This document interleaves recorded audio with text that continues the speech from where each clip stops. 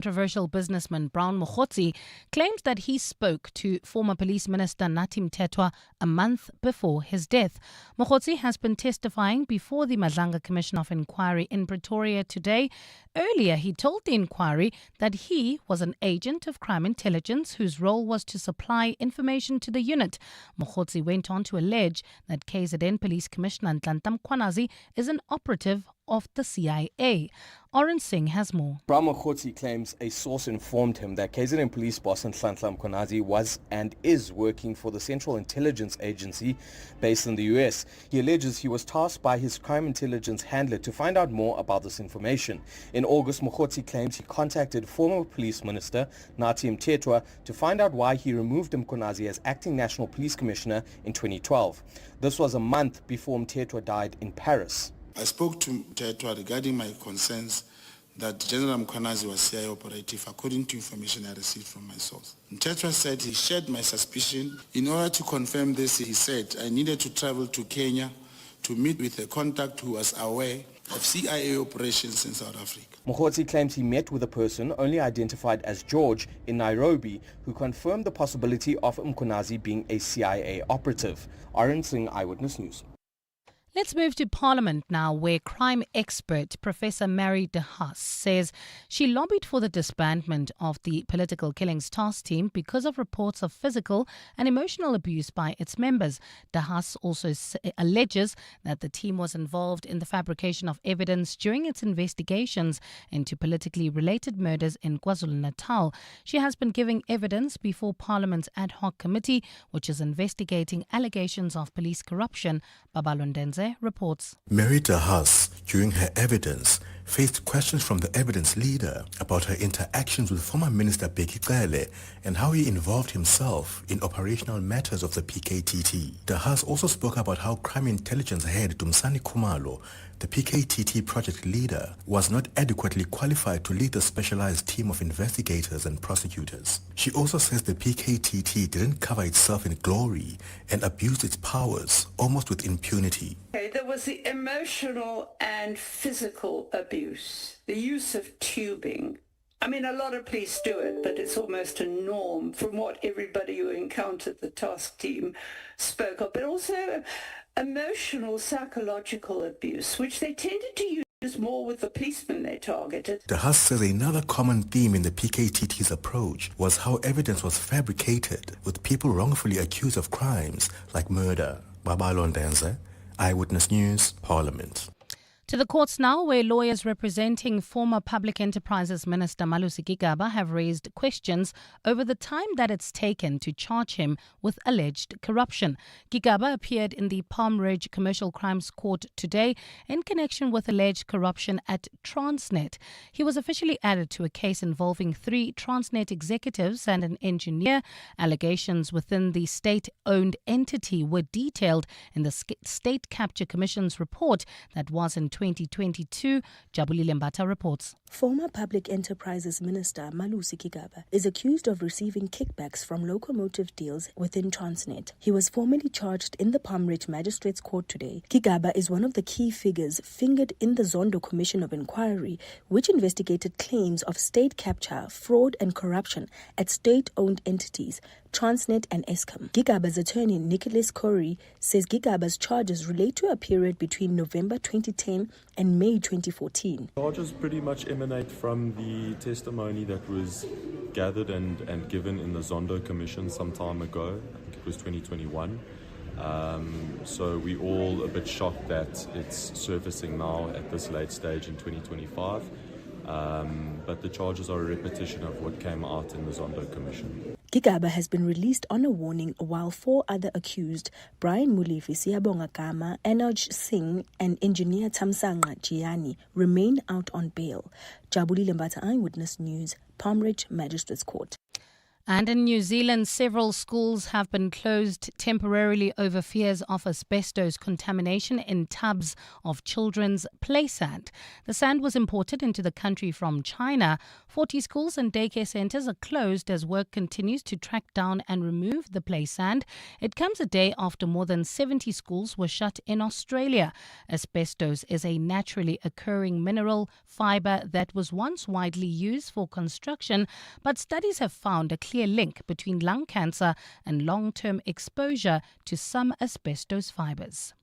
Gold is trading at $4,038.02 an ounce. The rand is at 17.23 to the dollar, 22.67 to the pound, 19.98 to the euro, and Brent crude oil is at $64.20 a barrel. Midrand accident scene N1 northbound near New Road causing about an hour delay. This is all the way from the Patklu interchange. Also slow moving traffic driving through the Joburg CBD M1 south between Empire and the Crown interchange. And finally in Edenville, traffic remains a bit sluggish. This is on the R24 westbound approaching the Kilulis interchange. In your sports, Springbok Quartet nominated for World Rugby Awards. Rolani Mukwena calls on Hugo Bruges to consider Kabelo Dlamini for Bafana Bafana selection. And Joe Root chasing elusive century in Australia. It's a cloudy afternoon in Gauteng today with isolated showers and thundershowers expected. Temperatures have peaked at highs of between 20 and 22 degrees. The top story in EWN this hour. Ekurhuleni Mayor Dr. Xhakaza has called an urgent council meeting today to discuss why disciplinary action was never taken against suspended Metro Police Deputy Chief Julius Mkhwanazi. EWN, in touch, in tune and independent. For the latest, visit ewn.co.za or download the EWN app.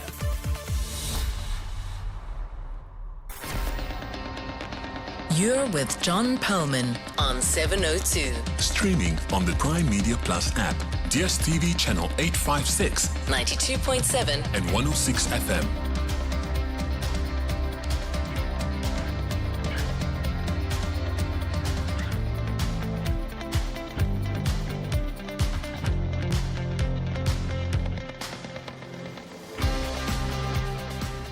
Very good afternoon, everyone. It's 9 minutes past 3 on Tuesday, the 18th of November. This is 702 Drive with me, John Perlman. Wherever you are listening to us in 702 land, welcome to the show. We've heard all kinds of allegations at the Madlanga Commission of Inquiry, but I think it's fair to say, in terms of surprising, the bar was raised fairly high today.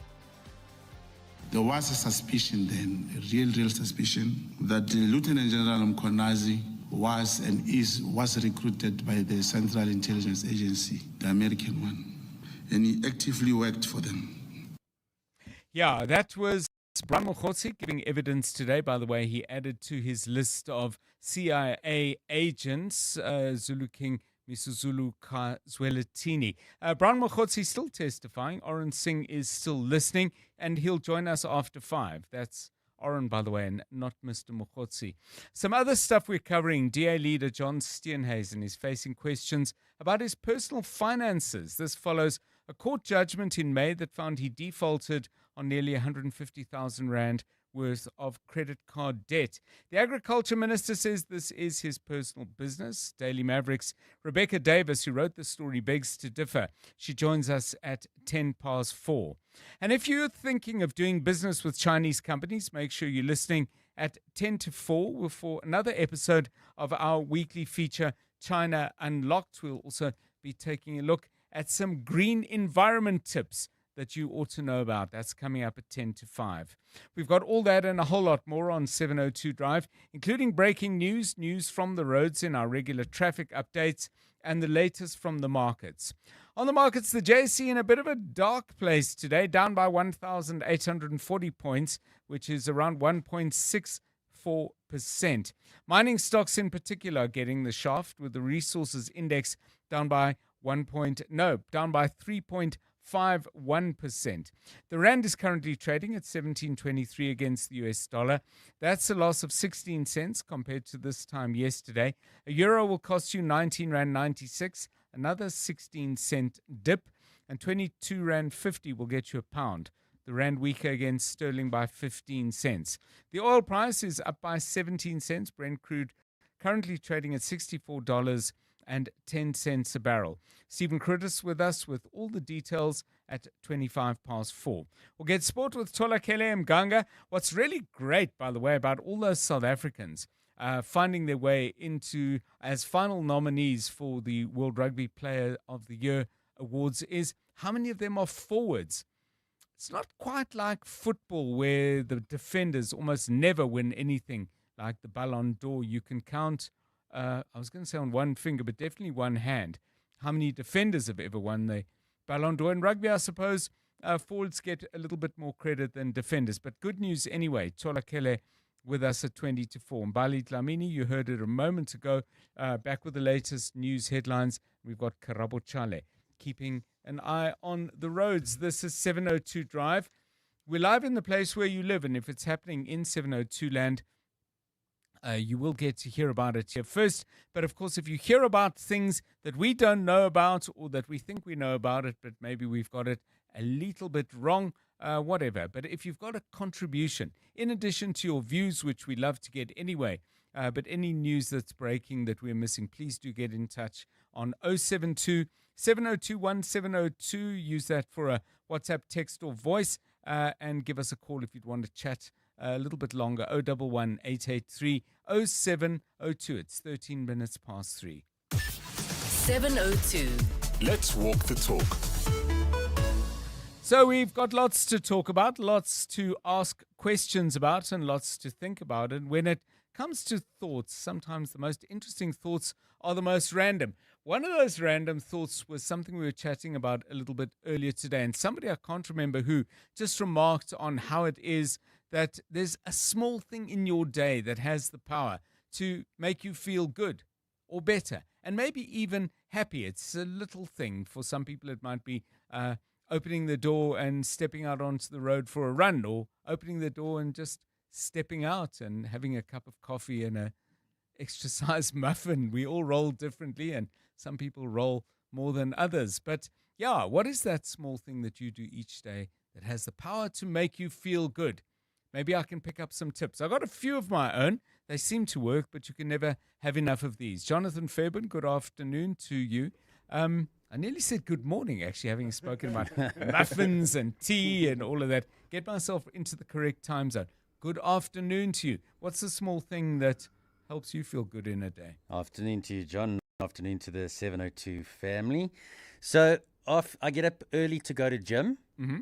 And then when I come home from gym, it's still very early, and What are we talking about? 7 o'clock? Yeah, I get home probably about 6:30 from the gym in the morning, and then I love that time of the morning. Sometimes I like it when the sprinklers have just wet the grass, Mm-hmm.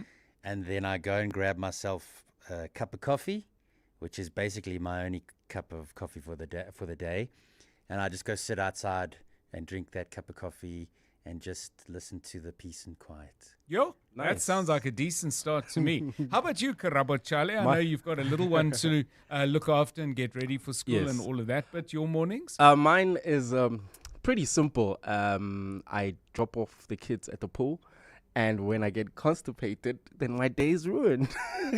So I do a number two. The number two, just when I do a perfect number two, when everything flows, my day is perfect. But then when I get constipated, then my day is just ruined for some strange reason. So that little thing can change my day. Okay, well, You got me there for a moment because you said drop off the kids, and I was like, drop off the kids at the pool. Yeah, I get it now, yeah. Yeah. Okay, well, we wish you well for tomorrow morning. What else can I say? So I've got a few things. I mean, and they spread out through the day. One of them is if I can make it on my drive to work, which is about 20 minutes, not that long, 20, 25 minutes, and not get irritated by anyone else on the road. I regard that as like a little triumph. That makes me feel good, and I think, okay, I can do this city. I can manage my life in 2025. The other thing I do every morning is I weigh myself. And I have targets that I have for weight. And it's not that I think, I can't eat today. I don't get anxious about it. But I do like it when I'm on track. with my weight. So both of those, I'd love to say I get up and sort of compose a bit of music in my head or whatever, but it's pretty mundane. Yeah, so with the driving one, then you come to work probably mostly that's what I was unhappy. It's like you're always moody every day. Day rude. And then the weighing one, I mean, does your weight fluctuate on a daily basis, or are you pretty standard across the 5 days? So it generally moves around a kilogram, but not every day. Yeah. So that's the kind of range, and there's where I'm trying to get to. It's less about the kind of aesthetics of weight, but just generally keeping track of all sorts of aspects of my health. That being one of them. Okay. But the main reason why I do it is I like to repent before I sin. So if, for example, I know as I am on Wednesday night hosting somebody, we're going to put on a really great dinner. I like to bank some weight loss. Begin a calorie deficit. Yes. So I can really have that extra glass of wine or 7th piece of chocolate or whatever it is. Some of you are sending us some good stuff. Kuli says, telling my son I love him. Oh, that's gorgeous. Thank you. Here's another one. Debbie says, sleep and eat chocolate. That's a nice one too. And this one from Clayton. Yeah, great. Wonderful warm stuff here. What is it that small thing you do each day that has the power to make you feel good? That's what we posted on social media. Clayton comes back with 4 words. Look at my wife. Go, Clayton. Nice, Stunning. We'll send you a recording, Clayton, and you will have brownie points for the rest of the year. Brilliant. There we go. Keep those coming, please, on 072 702 1702. I mentioned traffic. Let's give you the latest. Sure, John. Well, at this stage in the Midrand area, we're still dealing with an accident scene. This is on the N1 northbound. This is slowing down traffic all the way from the Patlui interchange. Also, bumper-to-bumper traffic already through the Joburg CBD on the M1 southbound between Killarney Bends and the Crown interchange. If you're traveling towards Soweto, Protea Glen, there's slow-moving traffic. N12 eastbound, that's between the R554 Abu Bakr Drive and the R558. There's also faulty traffic lights in the Fourways area. This is at Winnie Mandela Drive and the N1 traffic lights also out of order in Polshof at Witkoppen and Main Road. If you come across any other traffic issues, please WhatsApp us on 072 702 1702. The Midday Report. Weekdays, 12 to 1. This brown horse is lying. This guy is lying. You can even hear it straight up that this guy is lying. I think he was sent by other people to blackmail General Mkwanans. But otherwise, you can even hear it. Lies, you can hear lies. You don't have to try and figure anything out. But you can hear that this guy is lying. Lies, and everywhere is lies. Yeah, it's a lot, eh? It's a lot. These are going to have to be corroborated. What kind of evidence is there? The Midday Report with Mandy Wiener. 12 to 1 on 702. 702. Congratulations to the Lucky Powerball Plus jackpot winner who won over 6 million rand on Friday after playing at a retailer in Lone Hill, Gauteng. Play Powerball and Powerball Plus for 44 million rand in total estimated jackpots this Tuesday, and you could win big. Buy your tickets now in store on nationallottery.co.za or simply dial star 120 star 7529 hash for USSD. Panda Pusher Play. Players must be 18 years or older, so play responsibly, please. Itube is the proud operator of the National Lottery. Whether it is a CCA referral, problems with a mechanic, unfair blacklisting, or an uncontested divorce, Clientele Legal offers professional legal services to all South Africans. Our plans are affordable, and you receive up to 745,000 rand worth of legal services per year. We cover civil, criminal, and labor-related matters. Our nationwide legal teams are standing by to support you 24 hours a day. Plus, all plans include a 5,000 rand bail benefit. Join today. SMS LEGAL to 48721. That's legal to 48721. Clientele General is an authorized FSP and licensed non-life insurer. T's and C's online. Standard rates apply. This festive, when your family gathers, feed them the Nando's Festive Philip meal. Feed Auntie, who's in charge of the to that storeroom and feed that niece that makes the strict grandparents do TikTok challenges. Huh? And that cousin that watches the same movie that comes in part 1, 2, 3, 4 and many more. Yeah, you can feed it too. Gather them all for the Nando's Festive Fill-Up meal for only $3.99. Eat at Nando's and pay 40 Rand less. Nando's, oh, what a place. The countdown is over. The B20 summit is here. This week, 702 and Standard Bank Group are taking you right inside the action, 17 to 20 November. Catch all the live updates as Boteo Juaripe brings you behind-the-scenes highlights and expert insights direct from the world's business leaders. Don't miss your front row seat to how Africa is stepping up on the global stage. The B20 summit, brought to you by Standard Bank Group. On 702, Standard Bank is an authorized FSP and registered credit provider. You're with John Perlman on 702. Let's walk the talk. Things that make you feel good each day. Millie says prayer. Kim says, my dad calls every morning before work after he's called my sister, which makes my day start well. Then I come home to 2 dogs who act like they've been waiting their whole lives, never mind the whole day. Kim says, to see me again. Ntakadzeni says, drink 1 black label beer. Franz says, exercise. Bonga says, write a considerate note. Tsepo also refers to prayer as that one small thing. We had Buti first time playing with my kids, and somebody else said sleep. I'll find out who it was. A very, very important thing for me. Here we go. So that's from Mike. Thank you, Mike. Because I had a really, really good night's sleep last night, having had a couple of nights of not such great sleep, and that made a huge difference. 24 minutes past 3. John Perlman On 702. 3 to 6 p.m. Let's go down to Parliament now, where researcher, academic, activist around policing, and this is something she's been doing for many decades, way back into the 80s. Dr. Mary de Haas is appearing before the ad hoc committee. She's there because it's been testified that she had lobbied actively for the political killings task team to be discontinued, to be shut down, which is what happened. And of course, I'm sure MPs have a lot of questions for her. What have been some of the more difficult ones? Babalo and Denze, our EWN reporter, has been listening in. Babalo, a very good afternoon to you. Where do you think what have been the most challenging questions for Mary de Haas, and how she handled them? Good afternoon to you. Good afternoon, John. Yes, I think the most challenging part of her evidence is her refusal to release or divulge the names of some of her sources that she has, that she's collected over the decades, as you've said. And she says that she can't release certain names to the committee. Now, this is in relation to information that she's shared, that's in relation to some members of the crime intelligence community, as well as the PKTT and KZN. And she's saying that she can't really release these names. Advocate Norman Aronson asking her why she can't.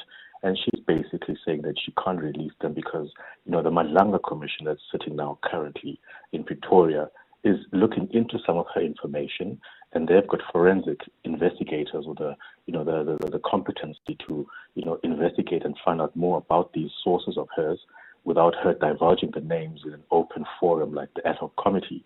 And she says even in that case, Madlanga Commission investigators have the skills to investigate, unlike lawmakers or Parliament or the MPs in this committee, and that this kind of angered some members, from the different parties, in fact, from all the parties, saying that, she's undermining the committee by refusing to divulge information either in camera or in public, and also saying that the MPs don't have the skills to investigate like the forensic investigators that the Madlanga Commission has.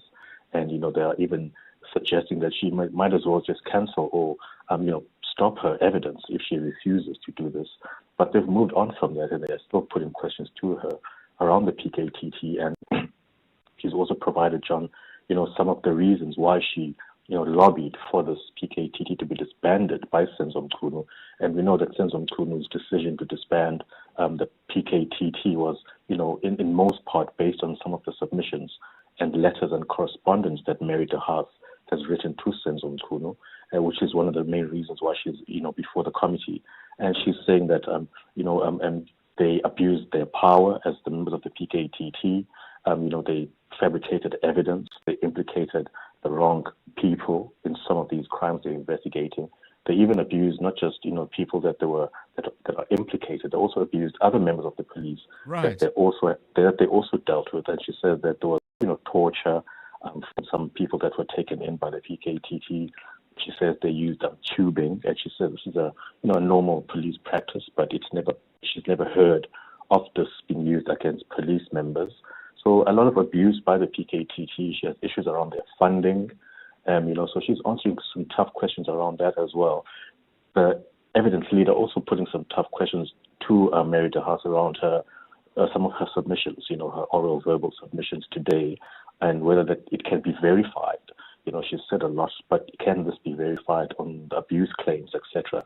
And Mary de Haas basically, quite candidly, John, saying that she can only verify a few of these matters, but she can't really verify a lot of these. And members calling it hearsay at some point. So still some tough questions for Mary from the evidence leader, but I imagine she's going to receive even more tough questions from members of the committee when it's their turn to put questions, because a lot of them have taken offense to some of her submissions today, John. Thank you so much, Babalo and Denze. Keeping an eye on that ad hoc committee hearing, which is still underway. I'm sure more will come out, and as it does, Babalo will feed updates into our news bulletins, the next one coming up in a couple of minutes, and of course at the top of the hour and on the half hour throughout the rest of Afternoon Drive right here on 702. Clement Maniatella. Weekday mornings, 9 to 12. 9 to 12. There are two possibilities here. Brown Mokhotsi could be making this issue up just so that he can protect himself. The second possibility is that Brown Mokhotsi could be a spy. Here's what I think I understand a little bit about how spies work, and I've actually picked it up even with this scenario. I don't think police can reveal who their informants are, but the informants can reveal themselves. Because when I spoke to Godfrey Libya, the former head of the Hawks, I asked him, who told you that Katie Molefa was about to be arrested? He says, an informer. I asked who, and he says, I can't reveal who that is. So Malcolm X probably also wanted to protect himself, because the minute you reveal yourself as an informer, the people you've been interacting with are probably going to come after you. Like this chap here, if he's really an informer, his life is going to be at risk from now on. Clement Maniatella. 9 to 12 on 702. Study your law degree at Regenesis Law School in Sandton or online and build a successful future with leading multinational corporations, or launch your own legal practice. A Regenesis Law degree is profoundly transformational, shaping intellectually sharp, fearless warriors of justice and purpose-driven lawyers. Regenesis is Africa's fastest growing education institution with 1,000 multinational clients across 12 countries and a faculty of 100 industry experts. Enroll now for your law degree at Regenesis Law School at law.regenesis.next. As leaders in renewable energy finance, Nedbank has a track record spanning over 100 years. From pioneering large-scale solar and wind farms to financing complex energy infrastructure in emerging markets, Nedbank offers clients deep sector expertise, combined with the ability to navigate the unique challenges of Africa's just energy transition. See money differently. Nedbank. Nedbank is a licensed FSP and registered credit provider. To walk the talk is to turn words into meaningful actions. And it's what we at 702 are committed to doing every day. We are also committed to following the rules set out by the Broadcasting Complaints Commission's Code of Conduct, to give you balanced programming, fair comments, and accurate news. But if we stumble along the way and you feel we are not living up to the code, let us know on comment@702.co.za. And if after that you're still not happy, you can direct your complaint in writing to the Broadcasting Complaints Commission. Email bccsa@nabsa.co.za. For more, visit bccsa.co.za.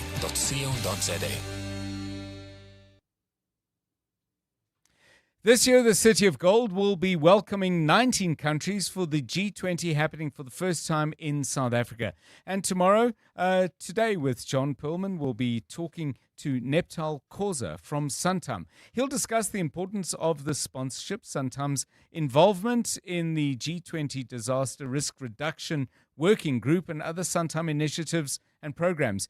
Don't miss the conversation on 702 Drive with me, John Perlman, tomorrow between 3 and 6 p.m. Let's walk the talk.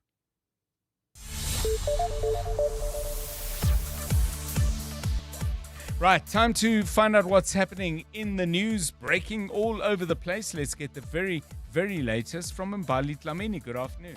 Thanks, John. Good afternoon. The Defence Department says appropriate steps will be taken against the country's Navy chief following comments he made at the weekend. Speaking at a SA Navy Gala event on Saturday, Vice Admiral Monde Lobisi said maritime security was at risk because of underfunding and a shortage of resources.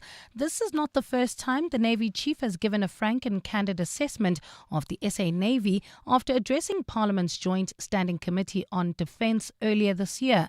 Minister Enji Mutshekga now says his remarks do not reflect the official position of the department. Spokesperson Simpiwe Dlamini. The minister regards his remarks not only as inappropriate, disingenuous and unfortunate on a matter that he is fully aware that is receiving attention at all levels, starting from within the department to Parliament. Let's go to the Western Cape High Court now, where State Prosecutor Greg Volmerans has continued to use cell phone evidence today to try and show that alleged Underworld gang boss Nafiz Modak was behind an attempt on the life of criminal defence attorney William Booth in 2020. Modak and 14 others face 122 charges for various crimes related to operating a criminal enterprise. The charges include the attempted murder of Booth at his home 5 years ago. Carlo Peterson has more. Nafiz Modak admits he was hired by businessman Shanil Maharaj to perform a debt collection from a former state witness who can only be identified as Vali in March 2020, but denies asking Killian to ping Vali's whereabouts. However, Modak insists he handed over the debt collection to co-accused Jacques Cronje after Maharaj indicated he could not afford Modak's services. After Cronje allegedly kidnapped and threatened Vali, he sought the legal services of attorney William Booth to obtain a protection order. State Prosecutor Greg Volmerans asked Modak why he continued to communicate with Maharaj after he handed the collection over to Cronje. These communications that we're going through shows that you were at the forefront of the Vali saga that connects to William Booth as well. You were right in the middle. Modak told the court he entertained the messages to show courtesy to an associate who introduced him to Maharaj. Carlo Peterson, Eyewitness News, Western Cape High Court. And women at the G20 Social Summit are calling on governments to restore humanity in their policies and say they want to be seen as leaders and not only followers. Head of the W20 delegation, Professor Nania Bola-Muller, says women who have been attending the G20 gatherings over the past year have not been trying to compete for attention, but have been converging with a common purpose. Speaking at the opening ceremony of the Social Summit in Boksburg this afternoon, Bola-Muller says the platform presents an opportunity to reshape the global order. Lindsay Dentlinger is there. At a time of compounding crises facing the world, including climate collapse, the erosion of democracy, declining human rights and grave inequality, women here say they represent the conscience of the G20. Women 20 head of delegation Professor Nania Bola-Muller says the health of the planet is inseparable from human well-being. We carry stories that do not fit neatly into communiques. We bring the fire of youth and intergenerational justice, a demand that the future be co-designed and not inherited in crisis. Bola-Muller says women carry with them grassroots wisdom and the voice of workers who are often excluded from the benefits of the economy. We bring evidence, integrity, and the courage to speak truth to power. We bring innovation and strategy to translate vision into action. She says governance without values is one without legitimacy. Lindsay Dentlinger, Eyewitness News, Boksburg. It's a cloudy afternoon in Gauteng with isolated showers and thundershowers expected. Temperatures have peaked at highs of between 20 and 22 degrees. Sandton traffic sluggish M1 northbound. This is between Colet and the Patlu interchange in the Joburg CBD. Heading towards Boysons, expect about a 20-minute delay M1 south between Empire and the Crown interchange. A top story in EWN. The Defence Department says appropriate steps will be taken against the country's Navy chief following comments he made at the weekend. Africa Milani. Weekday mornings, 4 to 6. Should we not be slightly more aggressive, though, in addressing this? Because this administration's focal point is, in part, local governments being able to drive economic growth. I agree with you. The performance of the councillors has also to be monitored. If you deploy somebody as a councillor, as a party, you need to be monitoring their performance. You need to know that they're doing what they should be doing. A lot more needs to be done even before we get to the end of the term. Dr. William Kiza, the chairperson of the Portfolio Committee on Cooperative Governance and Traditional Affairs. Africa Milani. 4 to 6 on 702. Business Outsurance are experts in business insurance for plumbers, electricians, and other tradesmen. Pumlani. Switching to Outsurance was one of the best decisions that we've ever made. We needed business cover, over 15 million. Outsurance came forth for us. At Kani, we sleep better at night, knowing that we always get something out of Outsurance. Switch to Business Outsurance, and you could get a massive 20% discount on your business insurance premium. Visit outsurance.co.za. Switch and save today. Licensed insurer and FSP. TCs and information online. Progress builds. It moves, and it has a partner. That partner is Anglo-American. Together, we're building progress where it matters most across South Africa. With a 1 billion rand investment into education in our host communities, $15 million pledged to the Global Fund to support community-based health services, 1.6 billion rand in deals facilitated through our Impact Finance Network. And as a sponsor of B20 and G20, we're bringing that same spirit of partnership to a global stage, proving that when collaboration is real, progress moves faster. South Africa has a partner. Join the conversation on social media. Anglo-American, mining potential, building beyond. 702. WhatsApp John on 072 702 1702. Hi, Tata John. How are you, Baba? Silana Epinoni. One thing that really brightens my day is seeing my nearly 4 months old daughter. Mutandega, my partner, what she will do is she will send me pictures and videos. If not, we will video call, and man, those moments are priceless. Every other stress just disappears, and it's not that bad after all. Yeah, they both really brighten up my day. Thanks, Baba John. Hi, John. It's Natasha here. I tell my daughter every morning that she's enough, and I say a little prayer before she goes to school. Thank you. Hi, John and team. I play netball on Tuesdays. I'm playing this evening.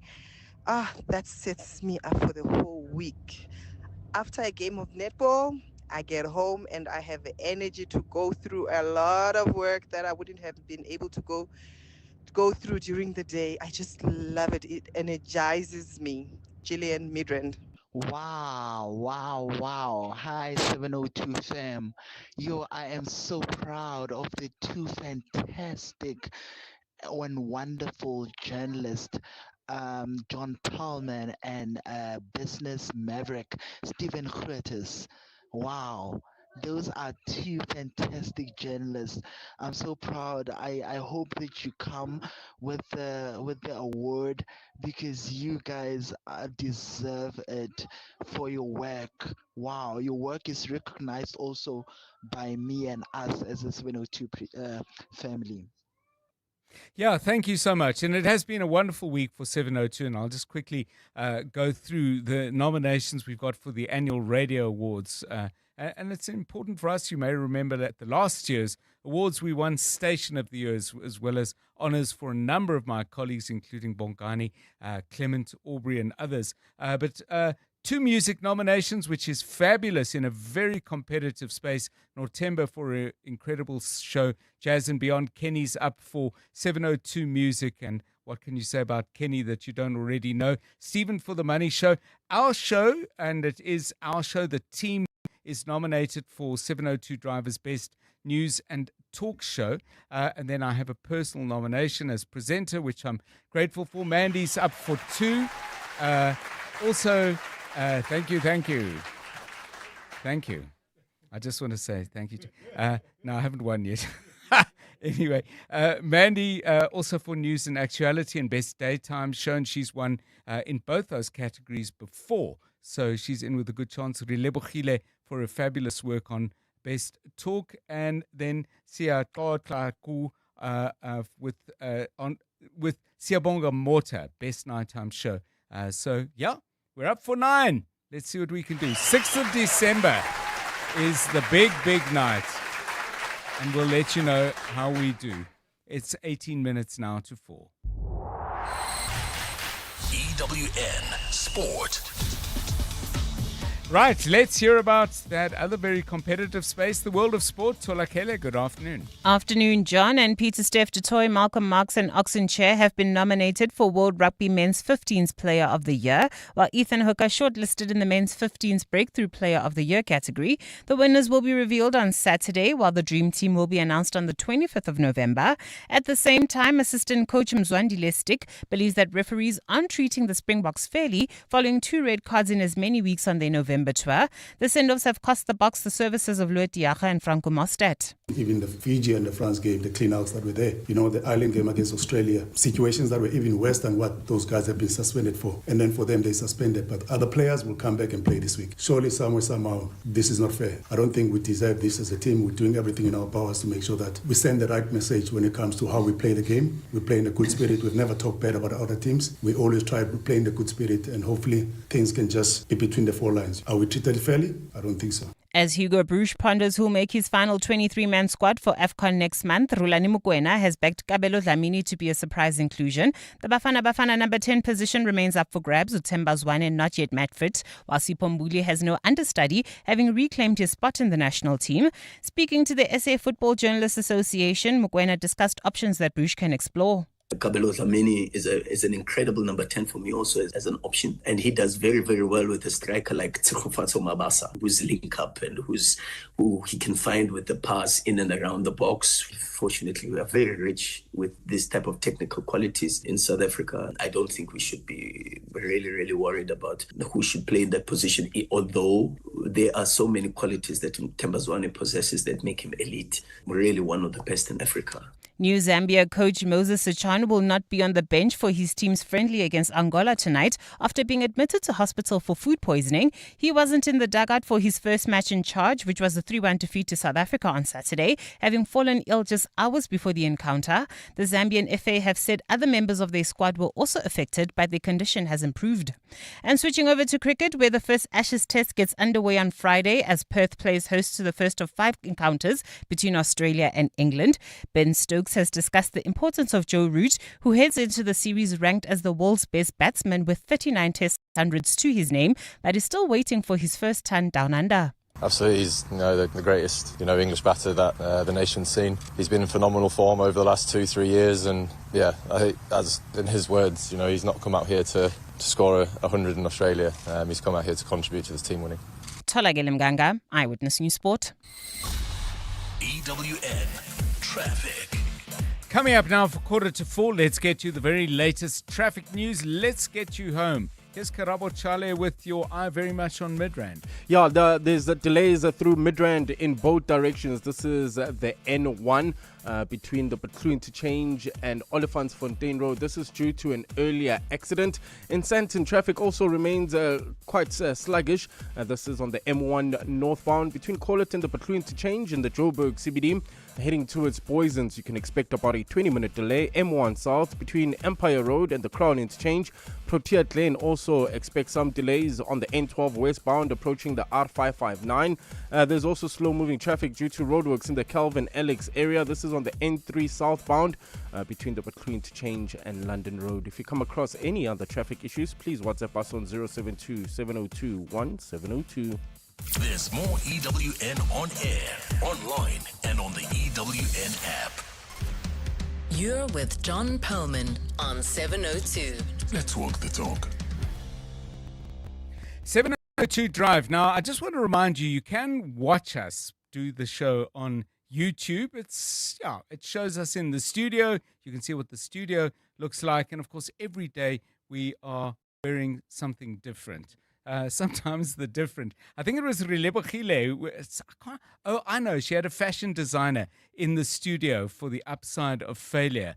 And I can't remember what made her think she ought to comment on my outfits, but she did. I probably provoked it in some way. She says, John has 10 versions of the same shirt, which I think is a bit harsh, actually. I think I have 15 versions of the same shirt, but be that as it may. But you get to see what we're wearing. I have to say, Tolakele is a particularly stylish head. What would I call it? A headband, huh? Yes, Hairband. John, that's what you call it. Very good. Thank you. I think it's excellent and stylish, as I said. So please do join us on YouTube, and you can, by the way, comment as you would on 0727021702. Karabo Chale is, he's dressed as Karabo, like I'm dressed as John. Anyway, but Tolakele, we were talking to the listeners and getting some fabulous responses, by the way, to this question: what's the small thing you do each day that has the power to make you feel good? And it can be quite a big thing, actually, but it's something. We've got fabulous responses. A lot of it involves loved ones, children. We heard, I think it was from Gillian a moment ago, saying she's got a weekly netball game that just absolutely invigorates her and she looks forward to. But how about you? Is there anything there? I'm kind of a little bit like Gillian. I've got Pilates 3 times a week, and that's just like, it's my favorite form of exercise. What my body can do is amazing. But I remember having a conversation with a friend, I think a few weeks ago, when I was saying to her, like, when your energy is dipping and you're kind of like sitting in a lull, what do you do? And then she said she just goes back to like her pictures and looks back at her favorite day, and going through those pictures and those memories just kind of reminds her to lift the mood, that even though this moment is bad, there's so much more life than this kind of moment. So I've started to do that, where when I'm a little bit low, I just go back to it and it just lifts my mood instantly, because it takes me back to where I was, what was happening in that moment. So that's a way that I invigorate myself. Yeah, it's really interesting, the range of things people are saying. I mean, this one, Ras says, each time I leave the house in the morning, I gargle with mouthwash. Maybe that just gives you that little sense of a zing. Katlejo says, playing dress up. No details really there, what time of day that happens. And there's a couple more good ones that I just want to find for you before we get into our next conversation. Fuego says, listening to the radio, I don't even want to lie. Thank you. Thank you. We always have a sense of an audience out there. Dr. Phil says, a good dose of rain followed by full and warm sunshine. That is what we haven't had over the last few days. It's been rain and gloom. I've said this before. Growing up on the Highveld as I did, I've always loved those afternoon storms and the steamy rains that follow. And by the way, we're going to talk a little bit in detail about the weather in our weekly feature, Your Green Tip. Not so much a green tip here, but we use it as well to better understand issues of climate. We're going to do just that. What is about climate change and what is simply just the weather? Muzi feels good by going for a run. How about you? Tell us, please, on 072 702 1702 if you want to send us a WhatsApp voice note or simply send us a text. It's coming up for 10 minutes now to 4 o'clock. Drive Home with John Perlman on 702. Let's walk the talk. China Unlocked is brought to you by Standard Bank Business and Commercial. Unlock China for your business. Find partners, cut costs, and grow. China is a major market for food imports, meaning South Africa can position itself as a reliable supplier while developing regional value chains in the agriculture industry. This week on China Unlocked, we're talking to Charles Rudman, the international sales manager at Carmine Rooibos Tea, and he'll tell us a bit more about the Carmine Rooibos Tea brand and how they managed to penetrate the Chinese market with the help of Standard Bank. On 702. Charles Rudman, welcome. It's good to have you with us. Good afternoon, John. Thank you for having me on your show. There is an expression, of course, for all the tea in China, and there's actually a book that I haven't read but came across, For All the Tea in China, How England Stole the World's Favorite Drink and Changed History. Obviously, you're looking to change a little bit, moving the other way. What was, when you approached potential Chinese partners for Rooibos, which is uniquely South African, how did you pitch it? Because clearly they have a long history with tea. you were saying to them, I've got something, but it's different. Yeah, no. So obviously, rooibos is very unique to South Africa. That only grows in South Africa. So it's a real South African treasure that we can share with the rest of the world. And obviously, it's a very different tea to the teas that the Chinese are used to, as it is a herbal tea and it contains all these health benefits that's becoming so more and more important in our daily lives. Yeah. So it's actually quite a easy sell on the one hand, to take something so special as rooibos, and obviously with the developments over the years that rooibos has gained a GI status, so geographical indicator protection, same as champagne, for instance. That all of that helps definitely with the sale of the product into markets like China. So how did you brand it? I mean, apart from anything else, the Chinese in their written representation use different characters. To us, did you retain the name Carmine? Did you retain the name rooibos, or were there some challenges there?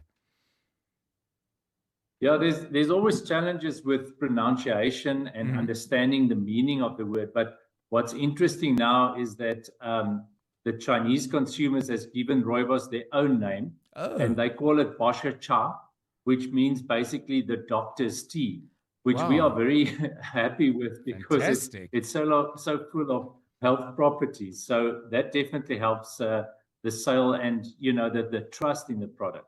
So say it again for us, Bosha Cha, have I got that right? Bosha Cha. Okay. Yes. Okay, and cha is similar to chai, which is a name that comes up a lot in varietals of tea. You worked with Standard Bank on this. What was that partnership all about, and why did it work as well as it did? Yeah, I must say they've approached us as a Standard Bank client and basically offered opportunities where they create platforms of interaction with Chinese customers. I mean, they've been active in the Chinese market for many years, and they also do understand that the Chinese business environment, where we as South African companies, you enter into a new market and you don't always understand the ins and outs of that specific market. You don't always know where to start to find a potential importer, potential business partner, etc. Right. And through Standard Bank, they've created those platforms which enabled that. So, I mean, when people look at the Chinese market, I mean, the numbers are absolutely off the page. The size of the population, the dynamism of that country's economy. How have you figured out how to pace yourself? I mean, can you literally produce as much tea as they want, or might there be a point at which, you might not literally pull a hamstring, but metaphorically? Yeah, no, the old saying is that's a very nice problem to have. Yes. When they actually want more than what we can produce. Currently, that is not the situation. I mean, the China market only takes about 3% of our total production, of the industry production, with the statistics that I've got available. So there's definitely a long way to go in the Chinese market. If I take, for instance, Japan, which is doing currently about 32% of the total industry production that they import. And that's been a market that we've been working on for many years, and we've been very successful in that market. So we are very excited about China and the prospects now that we've got better trading environments to be able to sell more rooibos into the Chinese market. I don't know what the patterns were in regard to the United States, but I hardly need tell you, Charles, about the disruptions to global trade, the tariff issues around the United States, and so on. I mean, was that part of what forced you to look beyond, or are you still doing good business with the US with the prospect perhaps of more? Look, I mean, the US always will probably remain a very important market for the rooibos industry. It's been growing very slowly, and obviously this disruptions this past year or so definitely did not help the growth in the industry. So I think a lot of companies, and including ourselves, did have some challenges, and we did change our focus a little bit to more towards the Asian countries, where we can see where we've got much faster traction into those markets. Yes. And the other important thing is that Garmin has been very active in the Japanese market for a very long time. We've been supplying big retailers for over 20 years, and our brand is becoming quite well known in the Asian markets. And that has also played a very important role for us to enter into China on a bigger scale and really focus on the Chinese market. Well, it's a fabulous story, and perhaps we'll have you round for a cup of tea or something. But in all seriousness, Charles Rudman, it'd be great to talk again in a while and find out how that growth into China is going. But many thanks for your time on 702 Drive. Charles Rudman is the International Sales Manager at Carmen Rooibos Tea. And I just absolutely love this story. I really do, because it is something we grow. It is something that we have packaged into a product. It is something that we've fought international litigation battles to get the authenticity and the country of origin rights that belong to South Africa recognized, alongside Karoo lamb, which has been another success we can chalk up. And rough times, serious global challenges, and people making a real success of what they're trying to do notwithstanding. So unlock China's potential for your business right now. With zero tariffs on South African exports and a world-class supply chain, China is open for growth. For over a decade, Standard Bank has helped entrepreneurs connect with trusted partners, manage risk, and deliver results end to end. Don't miss out. Speak to Standard Bank Business and Commercial Banking and unlock your next big opportunity. Do it today. Standard Bank is an authorized FSP and registered credit provider. T's and C's apply. Bongani Bingwa, 702 Breakfast. Weekday mornings, 6 to 9. Former President Kgalema Motlanthe setting firm guidelines for prospective councillor candidates for the ANC. They're doing the most extraordinary thing. They want to make sure these people are qualified. It's absolutely extraordinary, KG. From now on, ANC councillors will at least have a matric. From Joburg here. They didn't need a matric until now. That's mind-blowing. No background checks, none of that. Bongani Bingwa, 6 to 9. On 702. Now, all of us really enjoy junior sports, either as a memory from our past or something we're involved with now, perhaps as a coach, perhaps with somebody with children or nephews or nieces, or like myself, involved in an NGO that is, aimed at giving more kids access to sport. But in all of this, we celebrate grit, teamwork, and heart. But there's something we can't ignore, a darker side of the game that no scoreboard ever shows, and a side where some of the comments made, the taunts, can cut deeper than the tackles, and where being left out of the team can hurt much more than missing the goal. This Friday on 702 Drive, we're tackling the issue of bullying in junior sports and speaking to Supersport personality and coach, former player himself, Jonathan Mokoena, about how bullying can derail a young athlete's confidence, performance, and passion for the game. We'll unpack the many pressures young athletes face even at that young age. Jealousy, competition, all of that fueling bullying, and the subtle ways teammates can turn the field or the locker room into a hostile space, the very opposite of what it's meant to be. Early intervention matters, though, and if we want to raise not just better athletes, but healthier, happier young people, we are going to need to understand this as well as we can. So it's an important discussion. It's made possible by the Dis-Chem Foundation. We're doing it on Friday on 702 Drive. The Dis-Chem Foundation, caring for the community. Okay, a bold new marketing strategy. Placing customers' details on product reviews. You're doing the scammers' job for them. Yeah, the testimonials look great. Customers seem happy. Sure, and scammers too. With customers' details, they can open accounts, take loans, the works. So instead of making customers happy, I made scammers happy? Scams can happen to anyone. Stay alert, and if you're unsure, contact ABSA on 0860 557 557. Protect your money. Protect your story. ABSA, your story matters. An authorized financial services provider. This is EWN. The Madlanga Commission hears of the identity of South Africa's elusive John Wick and Andrew Chauke to bring legal heavyweights as part of his defense.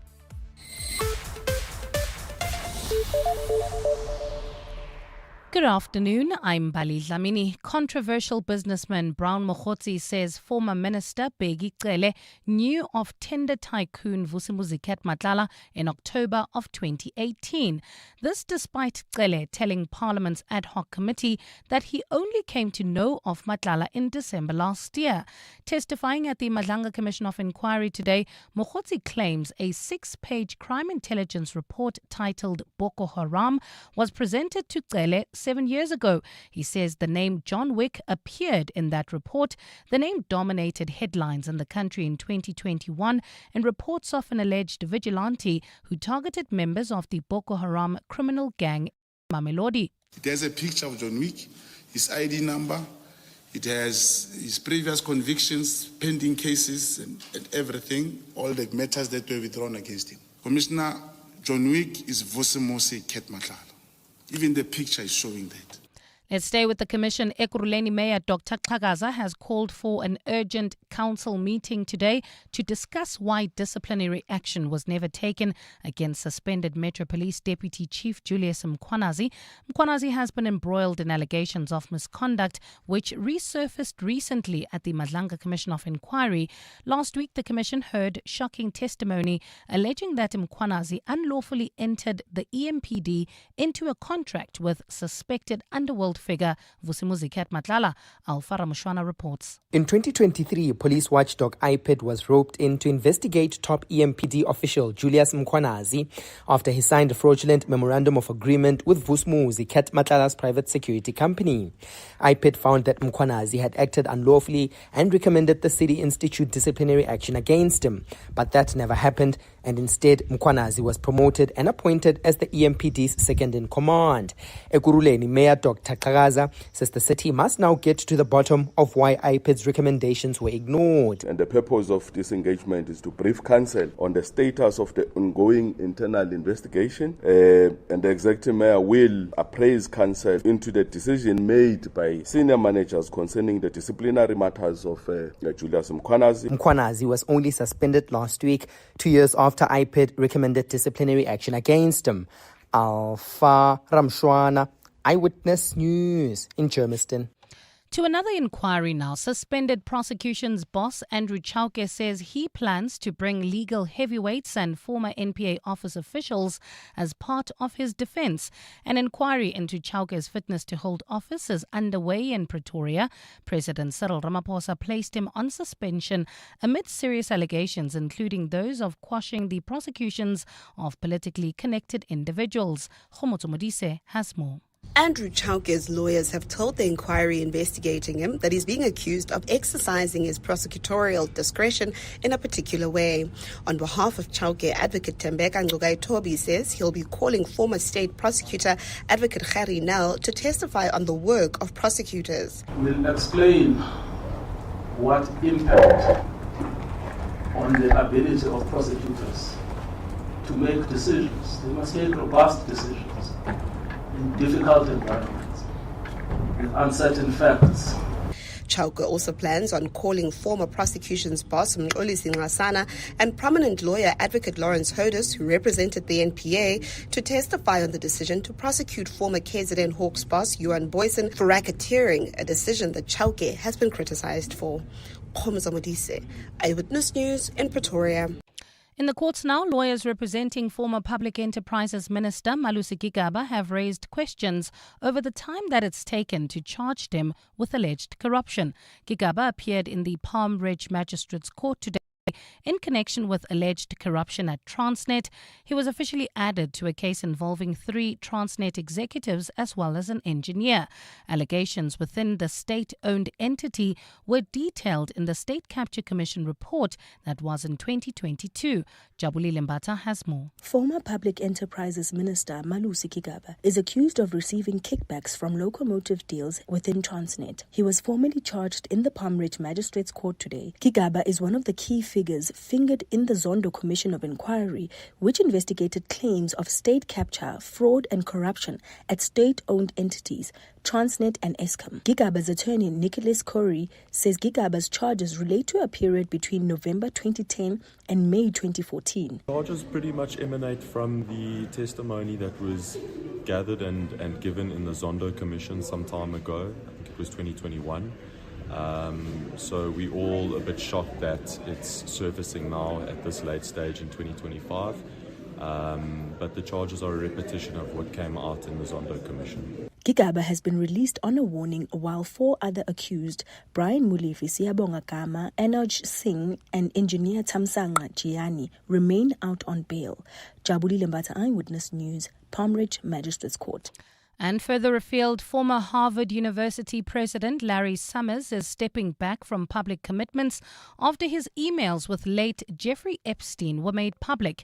Epstein pled guilty to soliciting prostitution from a minor in 2008 and was arrested on new sex trafficking charges before being found dead in his New York jail cell. In a sequence of texts and emails between 2018 and 2019, Summers turned to Epstein for advice on his pursuit of a woman that he described as a mentee. The messages became public after Republicans released more than 20,000 files from the Epstein estate last week. Summers' decision comes hours before House members are expected to vote on a measure calling for the release of all Epstein-related files that have not yet been made public. Gold is trading at $4,038.04 an ounce. The rand is at 17.20 to the dollar, 22.63 to the pound, 19.96 to the euro, and Brent crude oil is at $64.18 a barrel. Leaving Sandton, heading towards Midrand, expect about a 20-minute delay. M1 northbound between Corlett and the Patlu interchange, while in the Joburg CBD traveling towards Boysons, expect about a 30-minute delay on the M1 southbound between Empire Road and the Crown interchange. In your sports, Springbok Quartet nominated for World Rugby Awards. Rolani Mukwena calls on Hugo Bruce to consider Kabelo Dlamini for Bafana Bafana selection. And Joe Root chasing elusive century in Australia.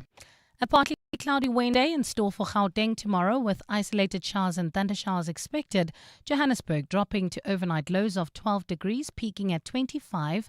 Pretoria 15 and 27 and Vereeniging 15 and 23 degrees.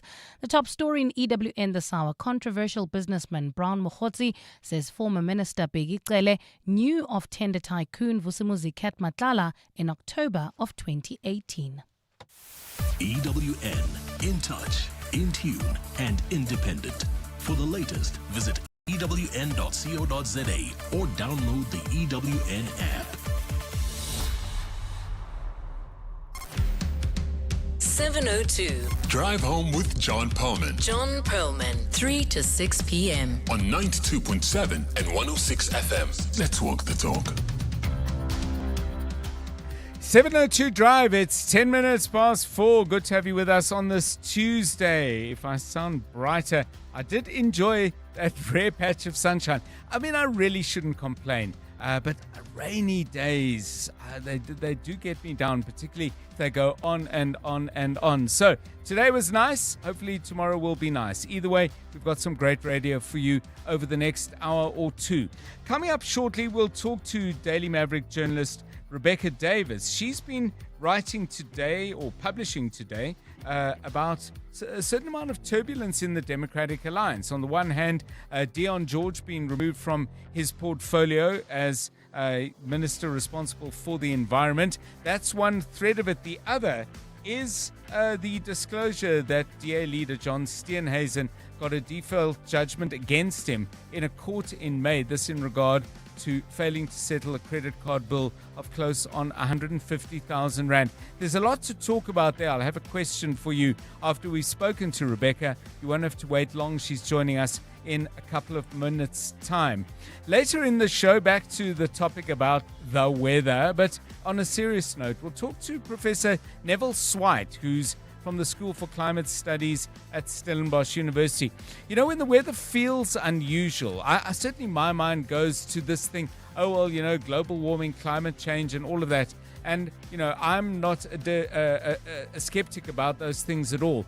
But I do wonder if sometimes we talk about things as if they are climatic shifts, when in fact it's just weather, because the weather can be fickle. So I want to better understand the distinction between climate and weather and a whole lot of other stuff. We've lined up Professor Swide to join us at about 10 minutes to 5.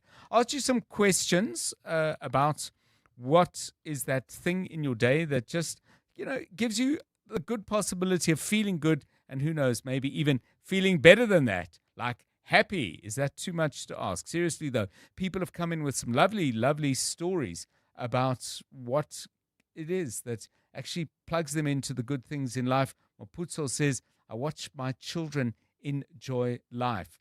We've got a couple of those from you. We'll share those with you now on 072 702 1702, as well as a couple of other people who've got some thoughts on the news issues of the day. What about you? If you've got a comment you want to share or an idea, get in touch with us. 072 702 1702 and 011 883 0702. 702. WhatsApp John on 072 702 1702. Hi, John and team. For me, it's my son. He talks a lot. Taught me to put my phone away and to give him my full attention, which I appreciate. Listen to him from the moment we leave the house to the moment I drop him off at school in the mornings, and vice versa in the evenings. And for me, hearing him is telling me that he loves me every day. I appreciate that. I appreciate that a lot. It's so profound, but I smile. I just have a good day when I hear my kids tell me that they love me. In 300 meters. Good afternoon, Tate John. I just want to ask, unrelated to most of the things you're talking about, I just heard Andrew Chauke's lawyer is Advocate Dubai Ngobi. I want to know, and it's not the first time, when you see someone in a prominent legal position, a top judge or a top advocate, hiring a lawyer to represent them, aren't they qualified enough to represent themselves? Surely they know the law, probably even more than their representatives.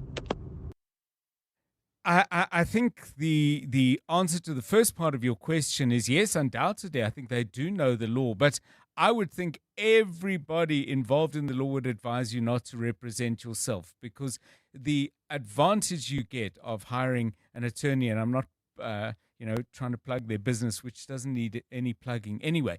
But the advantage of it is that they have the critical and emotional distance from the matter that you face. So maybe it's something where you feel you've been very unfairly accused, maybe accused of fraud in a company that you helped start. It might be a matter of the heart, a difficult divorce or whatever. It's crucial that you've got somebody who not only knows the law, but, and I'm going to use this very advisedly, doesn't care about your matter in the way that you do, which doesn't mean they don't care. It just means that they have sufficient distance to be able to care in a way that's going to serve your purpose in court. But lawyers out there, I mean, if you've ever thought of representing yourself, or maybe you have, guide me on this. My understanding is that it's an absolutely bad idea, but hey, there may be examples where it isn't. Please call me on 011 883 0702 072 702 1702. But thank you. Great question. It's 4:15. EWN Traffic. EWN Traffic is brought to you by Outsurance. SMS out to 45142 now, and you could save on car insurance. If you don't, ask them for 500 Rand. Delays close to home for us at least. Sandton getting a bit knotted. Is this B20 related, or is it just Tuesday in Sandton? I guess it's just Tuesday peak hour traffic, John, because I don't see any clear reason of this delay, but I'm afraid you can expect more than a 20-minute delay. That's if you're driving through the M1 northbound between Ethel, Oaklands and the Patloo interchange. If you've got more info on really what's causing this delay, please WhatsApp us on 072 702 1702. There's also bumper-to-bumper traffic in the Midrand area on the N1 in both directions between the Patloo interchange and Samrand due to an earlier accident. In In the Joburg CBD, you can also expect about a 30-minute delay traveling towards Boyson's M1 southbound between Empire Road and the Crown Interchange. Protea Glen, Soweto, you can still expect some delays on the N12 westbound approaching the R559. Calvin Alex area roadworks causing delays. N3 southbound between the Butler Interchange and London Road. And finally in Edenvale, traveling towards Bedfordview, there's slow-moving traffic on the N3 southbound. This is between Modderfontein Road and the Gilulis Interchange. If you come across any other traffic issues, we are also on X at EWN Traffic. There's more EWN on air, online, and on the EWN app. The Outsurance Pointsmen can't help with your child's last-minute volcano school project, but they can help ease the traffic congestion so you can get to the stationery store in time to get supplies. With the Outsurance Pointsmen on the roads for the past 20 years, we can all get where we need to be quickly and safely. Outsurance really means it when they say you always get something out. In proud partnership with 702. Show them some love online using #PointsmenLove. Licensed insurer and FSP. 702 Afternoons. With Relebogile Maboja, 1 to 3 p.m. How does the massage work? And I'm assuming you are doing it from inside. You're not actually holding the womb with your physical hands, or is that what you're doing? So you're doing it from the abdomen. You're actually doing it from the outside, you know. So like the people who are trained to do it, who are experienced at doing it, they know how to feel for the top of the uterus. Yes. That's why I'm saying it's gently but firmly. You don't want to be too rough that you're making the mother uncomfortable, but there is a level of discomfort that goes with doing it. Dr. Dalsi Rakomakwe, who is a medical doctor and the CEO of Quad Care. 702 Afternoons. With Relebogile Maboja. Let's walk the talk. Congratulations to the lucky Powerball Plus jackpot winner who won over 6 million rand on Friday after playing at a retailer in Lone Hill, Gauteng. Play Powerball and Powerball Plus for 44 million rand in total estimated jackpots this Tuesday, today, and you could win big. Buy your tickets now, in-store on nationallottery.co.za or simply dial *120*7529# for USSD. Panda Pusher Play. Players must be 18 years or older, so play responsibly. Itube is the proud operator of the National Lottery. For the best game viewing, you go to Mpumalanga. For the best whale watching, you go to Hermanus. And for the best in investments, go to Nedbank. Earn up to 7.6% interest with the Nedbank Just Invest account and access your funds within 24 hours. For better returns, go with Nedbank. See money differently. Nedbank. We're a licensed FSP and registered credit provider. T's and C's apply. You're with John Perlman on 702. Let's walk the talk. 19 minutes past 4. Let's focus on a number of issues that appear to be causing a fair amount of is there such a word? Anyway, disruption in the Democratic Alliance. On the one hand, there is the removal from his position as Minister responsible for the environment of Dion George, his replacement with Willie Okamp, and then disclosure of a court matter, an awkward one for the DA leader, John Steenhuisen. Rebecca Davis is the journalist at Daily Maverick who's put this story together, and she joins us now. Rebecca, very good afternoon to you.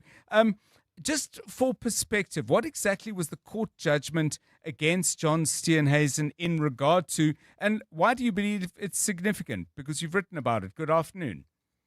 Hi, John. The judgment in question was a default judgment issued against him in the Cape Town Magistrates Court in May 2025. A default judgment, as your listeners will know, is a judgment issued when you have basically failed to respond to a summons or defended a legal matter in any way, such that the court assumes you are not going to do so. And in this case, the issue at stake was that John Steenhuisen appears to have had unpaid personal credit card debt of almost 150,000.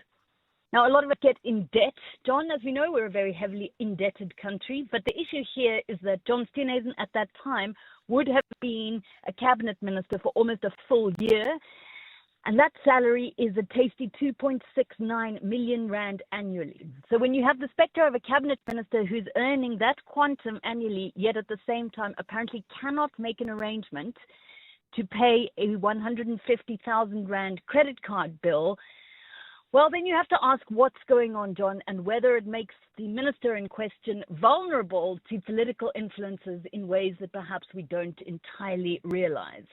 So, John, you obviously put the matter to John Steenhuisen. He didn't obviously dispute the judgment, which is a matter of fact. But I want to read the first sentence that you share with us from the DA leader and agriculture minister's response. I quote, "My personal finances have nothing to do with the Daily Maverick. Unless you can demonstrate that illegal funds or the proceeds of corruption or abuse of office or undue benefits have flowed into or out of my accounts." He goes on to say, if you have evidence of corruption or maladministration or undue benefit, you're welcome to raise same with the relevant authority.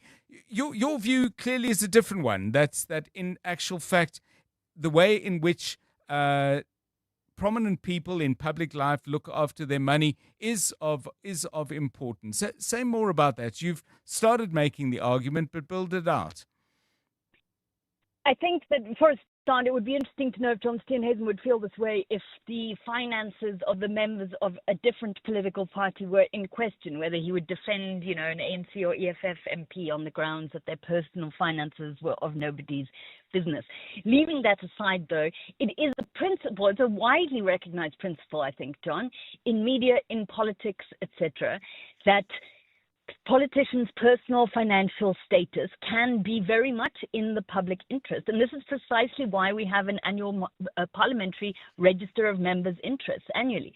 It's also why, though, John, people applying to be judges are often quizzed by the Judicial Service Commission on whether they have debt, on whether they could potentially be declared bankrupt, because in the same way, it's recognized that would make a judge very vulnerable to external influences. MPs also cannot have been declared bankrupt in order to become South African MP, because that makes you vulnerable as well. And in fact, I also know that in some South African businesses, if you have a default judgment granted against you, you cannot even be a leader of business. So I would suggest that it is relevant for the public to know whether John Steenhuisen does have this judgment against him, why he has managed to amass all this debt.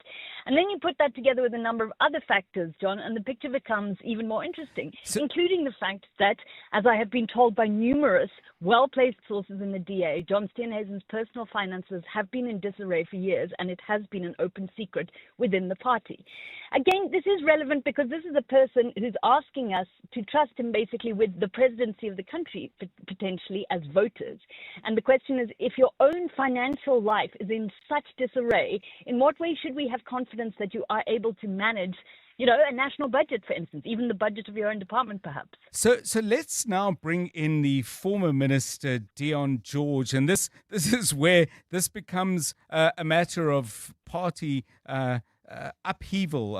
Let me not carry on using a word I'm not sure of, like royal. Dion George has held the position of federal finance chair. And his version of why John Steenhuisen's party credit card differs markedly from John Steenhuisen's own explanation. Briefly, if you can, tell us what the two versions are, but much more interestingly and importantly, I think, Rebecca Davis, tell us what this says about what appears to be a substantial battle going on. Right. So we started looking into John Steenhuisen's financial situation at Daily Maverick because there were these rumors swirling about the reason why Dion George had been axed as environment minister. There was the speculation, for which I must say there is currently no hard evidence, that John Steenhuisen was looking to appease certain lobby groups to do with hunting, canned wildlife, etc. Which is how we got looking into his financial situation. We discovered not only was there this issue with his personal finances, but we were tipped off that there was an issue with his DA party finances as well, namely that he had had his DA credit card allegedly removed earlier this year. Now, the awkward thing, as you mentioned, is that the person who would have ultimately been responsible for that is Dion George, who is effectively the DA's treasurer. In fact, he remains the DA treasurer, even though he has been axed as the environment minister. And he confirmed to me that he took away John Steenhuisen's a credit card because he was unable to reconcile the accounts. And I've also seen text messages in which DA staffers are asking Dion George to please talk to John Steenhuisen about his party card. John Steenhuisen contradicts this. He says, yes, he did return the card, but he said it was his decision to do so because he claims it was easier for him to claim retrospectively for expenses than to have a credit card, which is an interesting explanation. But that is the story that he's sticking with. But yes, the wider picture, John, is that this is all getting very ugly.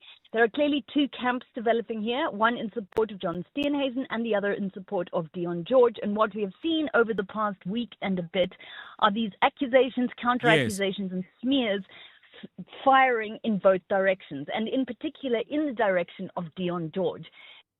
Thank you so much, Rebecca Davis, journalist at Daily Maverick. An intriguing story indeed. 27 minutes past 4. The Money Show. Weekday evenings at 6. We Buy Cars reporting that it is facing pressure from cheaper new Chinese brands. As a result, it is facing a little bit of pressure on prices. There's definitely been a shift in the market. Some of the legacy brands are struggling to compete with the offering, and there are so many entrants into the market, it's difficult to name them all and to even pronounce their names. Van der Walt, founder and executive director at We Buy Cars. The Money Show on 702. Let's walk the talk. The Money Show is brought to you by ABSA CIB. ABSA is a registered FSP. You could spend 10 minutes waiting for that video to download. Or get a 10-minute quote from Outsurance that could save you thousands on your car insurance. SMS out to 45142.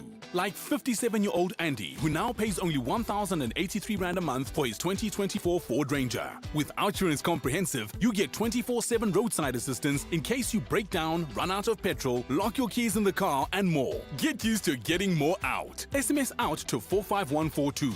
After switching, 48-year-old Felicity now pays only 836 Rand a month for her 2020 Hyundai Tucson. Outsurance will either save you money on your car insurance or give you cash. That's right. If Outsurance can't beat what you're currently paying, ask them for 500 Rand. Make that 1,500 Rand if you've been claim-free and with the same insurer for 3 years. Savings or cash, you have nothing to lose. SMS out to 45142. That's out to 45142. Outsurance, licensed insurer and FSP. TCs and information online. Limits apply. The crazy store's got deals galore and everything you need. From tinsel presents, wrapping, and a star for your Christmas tree. We've got all sorts of games and sports, many toys to buy. Stationery, arts and crafts, come on and don't be shy. No need to panic shop, we're your one-stop Christmas spot. Your table will be dressed and you will not be stressed. When Christmas Eve is here, you'll want to sing and cheer. I got everything at the crazy store and I can't wait for next year. Hey, you never know what you might find this Christmas. EWN Business. At 29 minutes past 4, let's catch up with the markets. We could just leave it given the numbers I saw, but good and bad, Stephen Curtis is on top of it. Here he is. Good afternoon to you, John. Mostly bad, I'm sorry to report. The JSE All-Share down nearly 1.5% at 110,671 points. Financials down 1.18%, industrials down 1%, and then resources down 2.33%. And gold and platinum are lower, nothing to worry about, but still lower than they have been. And then a couple of very interesting sort of losses. So Pick n Pay are down 6.75%. That's after the Ackerman family overnight cut back their shares in Pick n Pay. They now control, they have an operating a sort of share structure that allows some shares to have a bit more control than others. But in terms of control, they own 37% of the shares. They had 49% previously, and they sold shares to settle debt related to last year's rights offer. That obviously would have an impact on the Pick n Pay share price. Sappi's down 5.8%. ASPI is down nearly 5%. Italtal, they were up strongly right at the end yesterday. Now they're down 3.81%, and your platinum mines down as well. Telkom perhaps the standout of the day, along with Raynet actually, but Telkom up 1.56%, able to increase the headline earnings per share by over 16% to the end of September, making a lot more money from its mobile phone services, including in the prepaid space, John. Now, Vodacom and MTN are losing in the prepaid space. Telkom seems to be doing quite nicely there. And then the fund manager Coronation reporting their revenue up by 10% in the year to the end of September. Their fund management earnings per share were up by 12%. Gross dividends per share were down by 20%. So the results were clouded by a SARS payout last year for revenue from the years before. That means that this year's results do indicate that Coronation made less money than last year. Last year's earnings were artificially high because of that big once-off payment. MAS is up 0.37 and DLD Gold is up 0.18. Wall Street expected to fall at the open. Obviously, more concerns about valuation, and then also the sort of lack of an interest rate cut, or the now presumed lack of an interest rate cut, and everyone, as always, waiting for Nvidia. For the moment, the gold price is at, 4,000. That was to me, not anyone else. Gold price is $4,072.35. Platinum, $1,531.50. Brent crude, $63.88. The rand to the dollar, 17.18 to the euro, 19.93 to the British pound, 22.60. There'll be more of me if I can get it all right on The Money Show at 6 o'clock. Stephen Curtis. We never mind waiting for the gold price. Certainly, of late, it's been worth waiting for. Stephen back in about 55 minutes' time. Let's, though, get back to the news and find out what's happening there. Mbali Dlamini, the ANC, commenting on the Madlanga Commission and other matters. That's correct, John. A very good afternoon. The ANC's National Executive Committee says no one implicated at the Madlanga Commission of Inquiry is untouchable. Secretary General Fikile Mbalula says if there's sufficient evidence for legal steps to be taken, this should happen even before the Commission concludes its work. Briefing on the outcomes of a recent NEC meeting today, Mbalula said the NEC wants the revelations emerging at the Commission and at Parliament's ad hoc committee probing police corruption to accelerate the party's renewal program. Lindsay Dentlinger reports. The ANC has ordered its Integrity Commission to actively track the testimony being delivered at the Madlanga Commission of Inquiry and Parliament's ad hoc committee. Secretary General Fikile Mbalula says the expectation is that the party's ethics body makes recommendations on any potential action in line with its mandate and terms of reference. Mbalula says this is in line with the ANC's commitment to cleanse itself.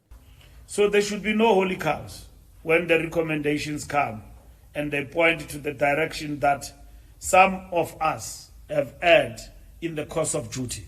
Both the former and current police ministers, Bekicele and Senzo Mkunu, have found themselves in the firing line at Parliament's ad hoc committee probing police corruption. Mbalula says the ANC is fully behind both police probes and that the outcomes will strengthen institutions of state. Lindsay Dentlinger, Eyewitness News.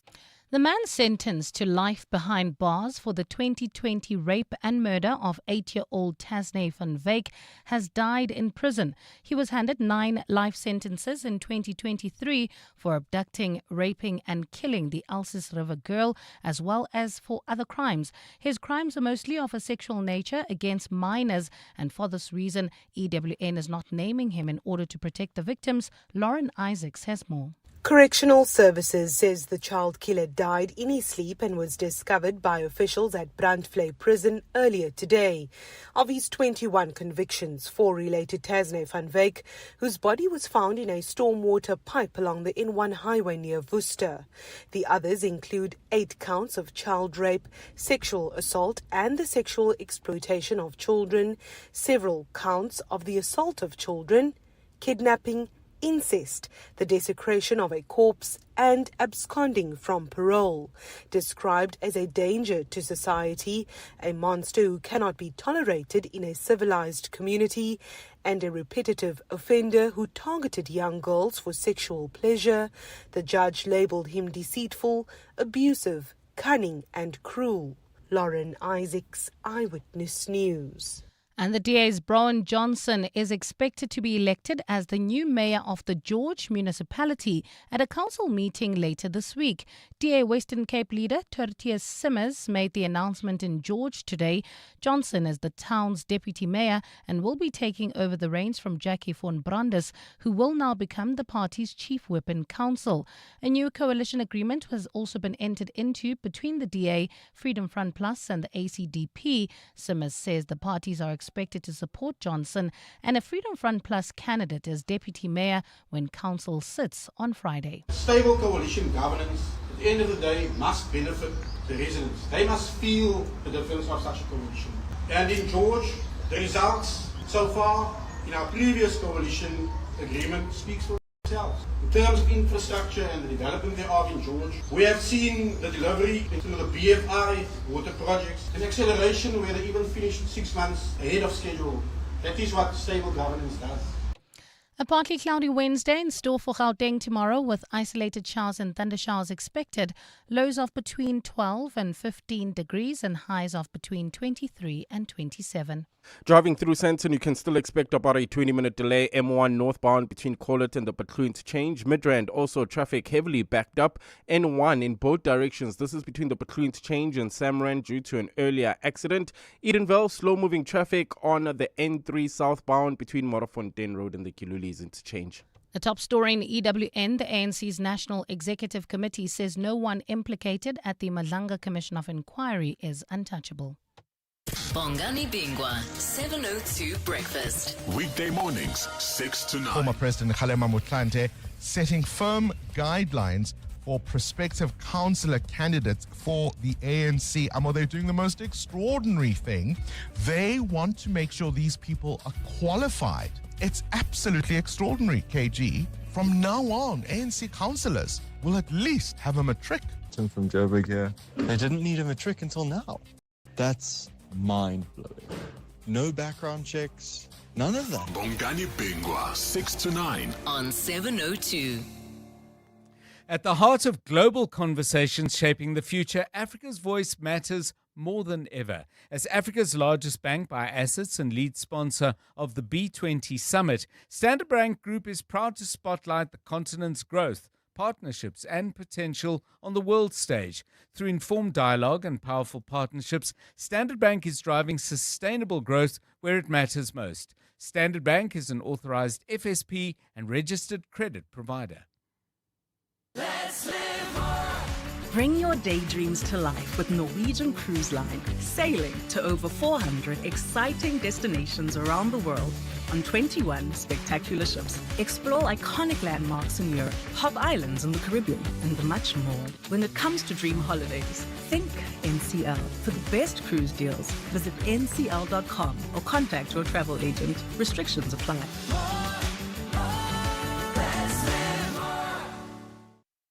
702. WhatsApp John on 072 702 1702. Good afternoon, Dr. John and 702 listeners. I am no DA fan, but I think the issue about John Steenhuisen's credit card and debt has got nothing to do with the media and Daily Maverick.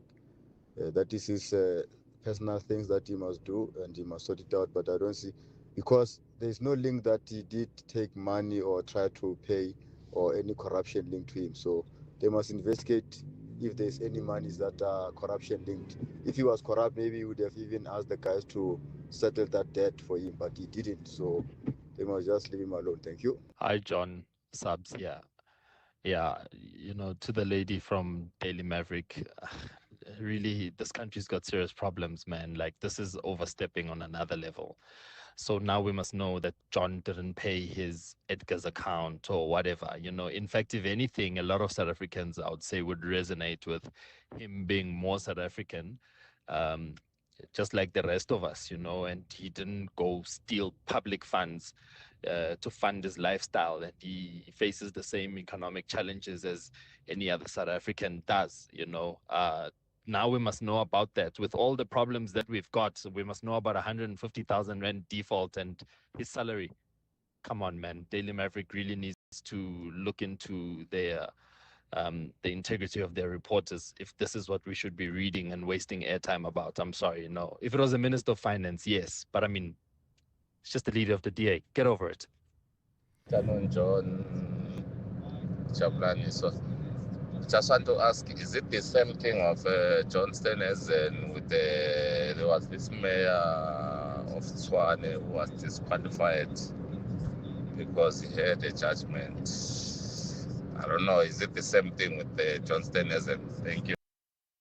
Yeah, I don't know about that issue. I'll have to read about it. I mean, thank you for those sentiments, and we'll throw it open. Let's do that now, actually, and ask, do other people share those views and think that the way in which politicians and, in fact, captains of industry and business, perhaps, and judges was another example that Rebecca Davis gave, manage their finances? Is that an issue of public interest, and an issue? And now, by the way, I'm not saying is it something the public is interested in, which is different. Is it a matter of public interest, i.e. public concern? I do want to respond, though, to the one thing you say, come on, he's just the leader of the DA. Well, he's not anymore.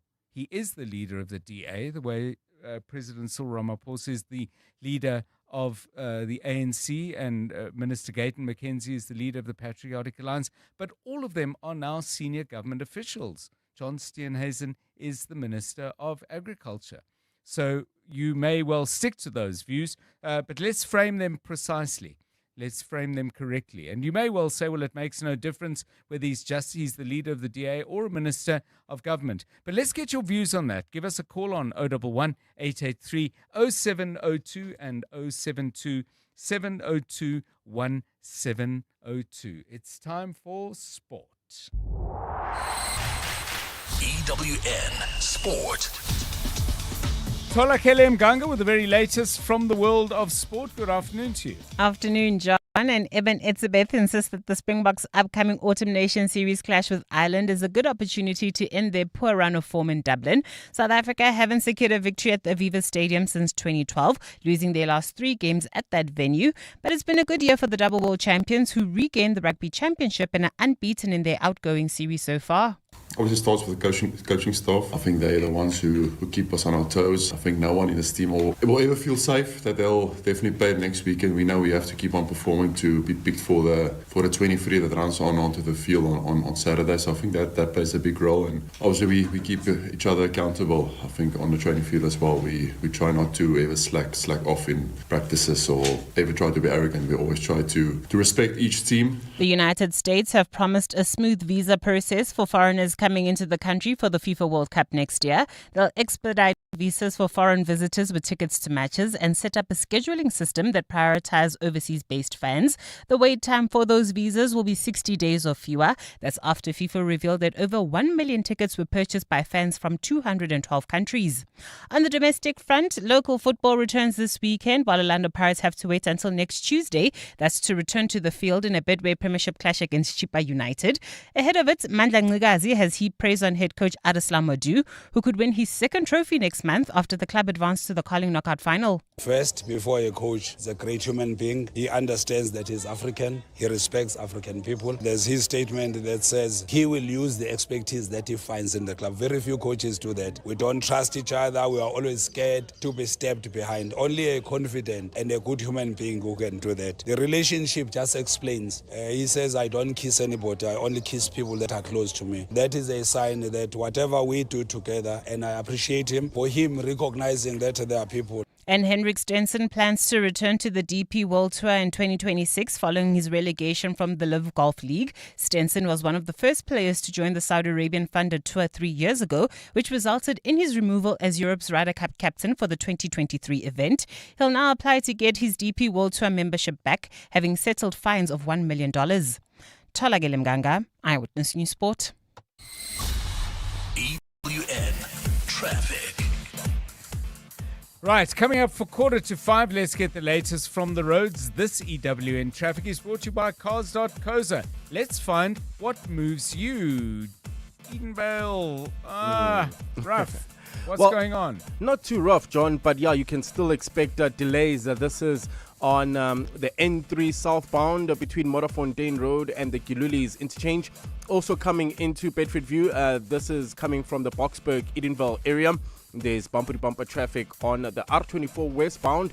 This is between Edenvale Road and the Gilulis interchange. Calvin Alex roadworks still causing heavy delays. N3 south between the Patlu interchange and London Road. Protea Lane, you can still expect delays. N12 west approaching the R559. In the Joburg CBD traveling towards Boysant, there's about a 30-minute delay on the M1 southbound between Empire Road and the Crown interchange, while in Midrand, traffic remains heavily backed up This is on the N1 in both directions between the Between Interchange and Samran due to an earlier accident. And in Sandton, there's more than a 20-minute delay on the M1 northbound heading towards Midrand between Corlett and the Between Interchange. If you come across any other traffic issues, please WhatsApp us on 072-702-1702. There's more EWN on air, online, and on the EWN app. Hey, Jim, what's wrong? Hi, Bob. I'm just so confused. I'm trying to buy a car, and I don't know where to stop. Well, have you tried to... Cars.coza, cars.coza. Have you tried to... Cars.coza. Sorry, we're trying to do an advert. Whatever car you want to buy or sell, cut through the and just go to cars.coza and let's find what moves you. Cars.coza. You're with John Perlman on 702. Let's walk the talk. 702 Drive, it's 13 minutes to 5. So the personal finances of political leaders, are they something that we should be concerned about, something that we should be interested in? This has arisen out of listener comments and our interview with Rebecca Davis, who is explaining an article she's written in Daily Maverick, this in regard to a default judgment around a credit card debt incurred by DA leader but also Minister of Agriculture Don Steenhuisen. A couple of listeners have said this is ridiculous, it's not our concern, there are much more important things to be concerned about. So let's throw it open for a wider debate and get your views. I mean, Karabo, should we care? Yes and no. No, because it's his personal finances, it's not our tax money. So, yeah, he's messing up his own personal finances. So we shouldn't worry too much at the moment. But it gets you thinking. So, yes, we should worry as well. Because what if he becomes a president? Or, like you say, he is a government representative. So if a person can't get his finances right or pay his debt, how is he going to manage our tax money? Yeah, when he becomes a president, because chances are he could be a president. So his comment, I'll read the first part. I did read the whole thing that Rebecca Davis put in her story, but he says, my personal finances have nothing to do with the Daily Maverick unless you can demonstrate that illegal funds or the proceeds of corruption or abuse of office or undue benefits have flowed into or out of my accounts. Tolakele, what are your thoughts? I'm like Karabo in the yes and no. It is his personal money. Yania.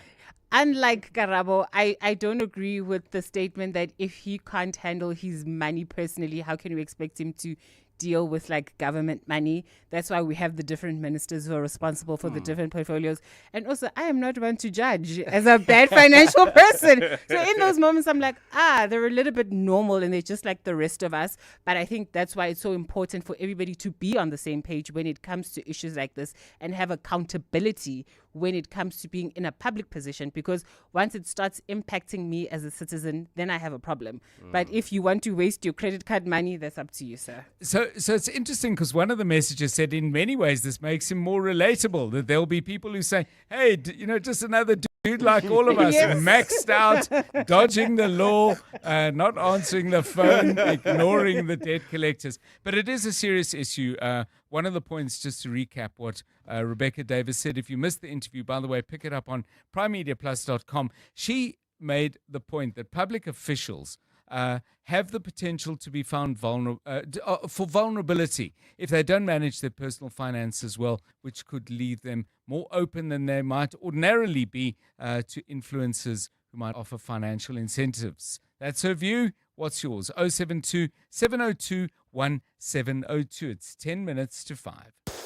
Aubrey Masango. Weekday evenings, 8 to midnight. The loud conversation about the decision by the United States under Donald Trump to boycott the G20. I must be honest with you that I don't understand it.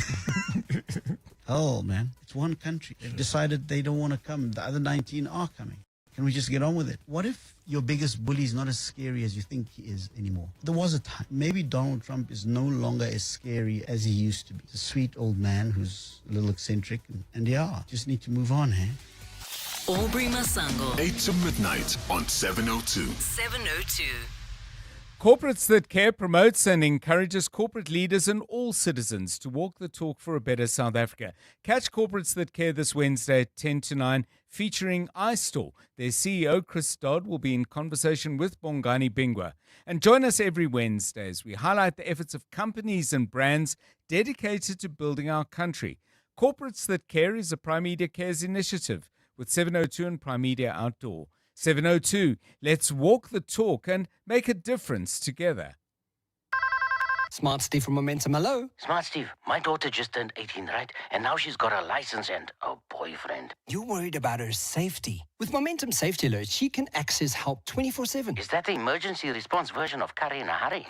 For sure. She can get help at the touch of a button for free. Free? For all that and all? Visit momentum.co.za or call 0860 006 784. Momentum Insure, keeping you safe on your journey to success. Momentum Insure is an authorized non-life insurer. T's and C's apply. In the last 24 hours, this is what's happened in your world. The city of Ekurhuleni has launched an internal investigation into all officials implicated in the Madlanga Commission of Inquiry. Last week, the commission heard alarming testimony from several officials alleging the Ekurhuleni Metro Police Department has been infiltrated by criminal elements. Some of the people implicated include EMPD suspended Deputy Chief Julius Mkhwanazi and former city manager Imogen Mashazi. Mayor Dr. Klagaza has vowed to ensure full accountability and consequences for those involved. All implicated officials are similarly being processed through the city's disciplinary framework. EWN, in touch, in tune, and independent. John Perlman On 702. 3 to 6 p.m. Well, I don't know how often you find yourself saying, I say it fairly often, wow, the weather is really changed, weird, a variety of versions of that comment these days. So, I thought a really cold weekend in Gauteng over this past Saturday and Sunday, and you look at the date and you say, this is mid-November. What on earth is going on? Of course, there is a lot going on across the entire planet. The conversations around climate change and global warming are well known to you. But sometimes I wonder if occasionally we use that as a kind of a catch-all explanation where there are other more detailed explanations that are at least part of the picture, even if they're not the whole picture. So we thought we'd talk to somebody who's looked at this in a great deal of detail.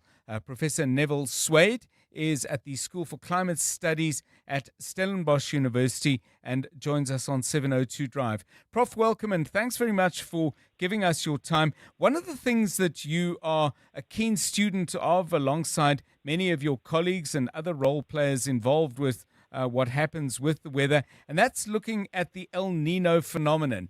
And you've recently reached some conclusions that you feel the wider community needs to know more about. Good afternoon to you, and perhaps you could share some of those with us.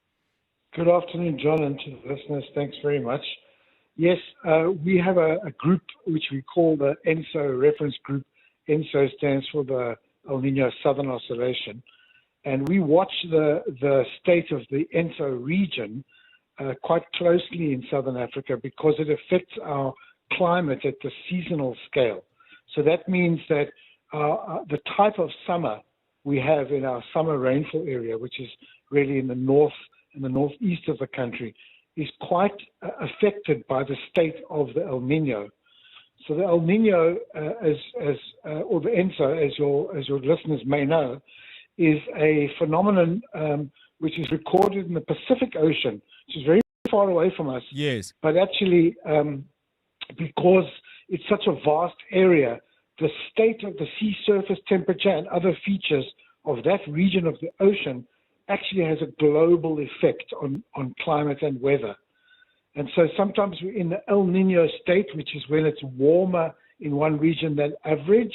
Mm-hmm. And in other cases, when the sea surface temperatures are colder, we're in a La Nina state. And currently, we are heading into a La Nina phase of the ENSO. This generally means that we have wetter and cooler summers in the Southern African region. So presumably this has, and I see, for example, people involved with agriculture from a research point of view and organized agriculture as well are all part of it, which makes clear that this is not just about, good or bad weather for braaiing or golf, but this is literally about the future prospects of each year's agricultural cycle. But coming back to my question, Prof, La Nina, too much rain obviously has the physical damage and devastation of some of the flooding we've seen. Is it generally, though, better for crops, or can it mean too much rain, which brings its own problems? Yeah, it's a bit of both, actually.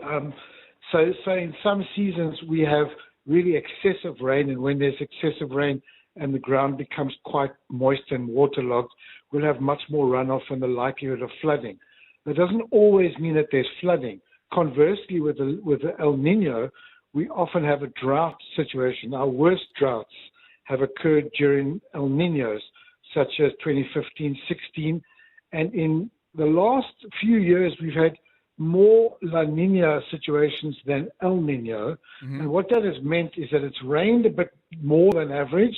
And as a consequence, our water situation, at least in terms of water availability, is quite stable.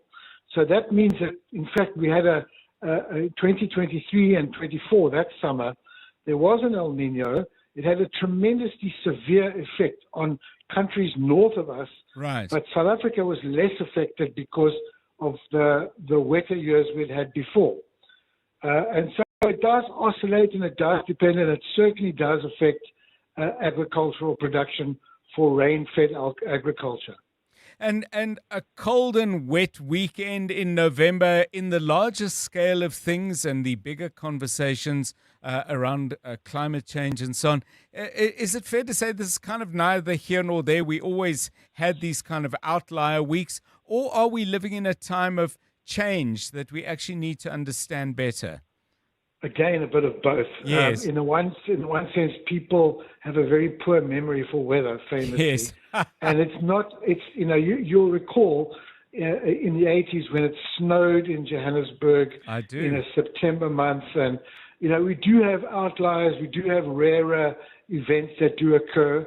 On the other hand, extreme weather and the extreme states of the climate system are trending upwards. So we are seeing more frequent and more powerful extreme events. And that, if we look statistically, is increasing with time. And so we do have to consider extreme events and the frequency of them. A cold day in November is unusual, but probably not unheard of.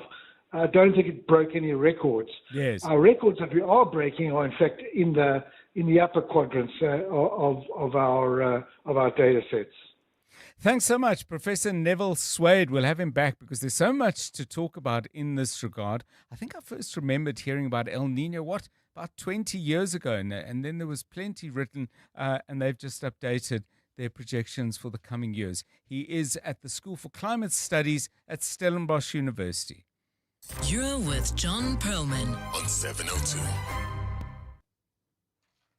Okay, still to come on the show, we are going to look back on a very interesting day at the Madlanga Commission of Inquiry. As you can probably hear, there's a little bit of a chuckle in my voice. I mean, this is serious stuff, and please don't mistake some of my amusement. I don't know if amusement is the right word, but I really did not turn on to listen to Brown Mokgotsi expecting him to accuse General Nhlanhla Mkhwanazi and the Zulu King Misuzulu Kazwelatini of being CIA agents. So that came as something of a surprise, but it has context, and there were arguments put forward around those allegations. I was going to say in support of those allegations. I think that's a different test, and it's a test that needs to be set for Mr. Mokgotsi, first of all, and secondly, it's one he's going to need to pass if he can sustain those arguments. But we'll be talking to Oren Singh, who's been watching this stuff really closely. As you know, Oren is going to be with us sometime after 5 o'clock, and we've got a great little musical theme we're going to share with you in about 45 minutes' time. Stay with us. It's 5 o'clock. It's time for the news. This is EWN. MPs clash with crime expert Mary de Haas over her sources, and who exactly is South Africa's elusive John Wick?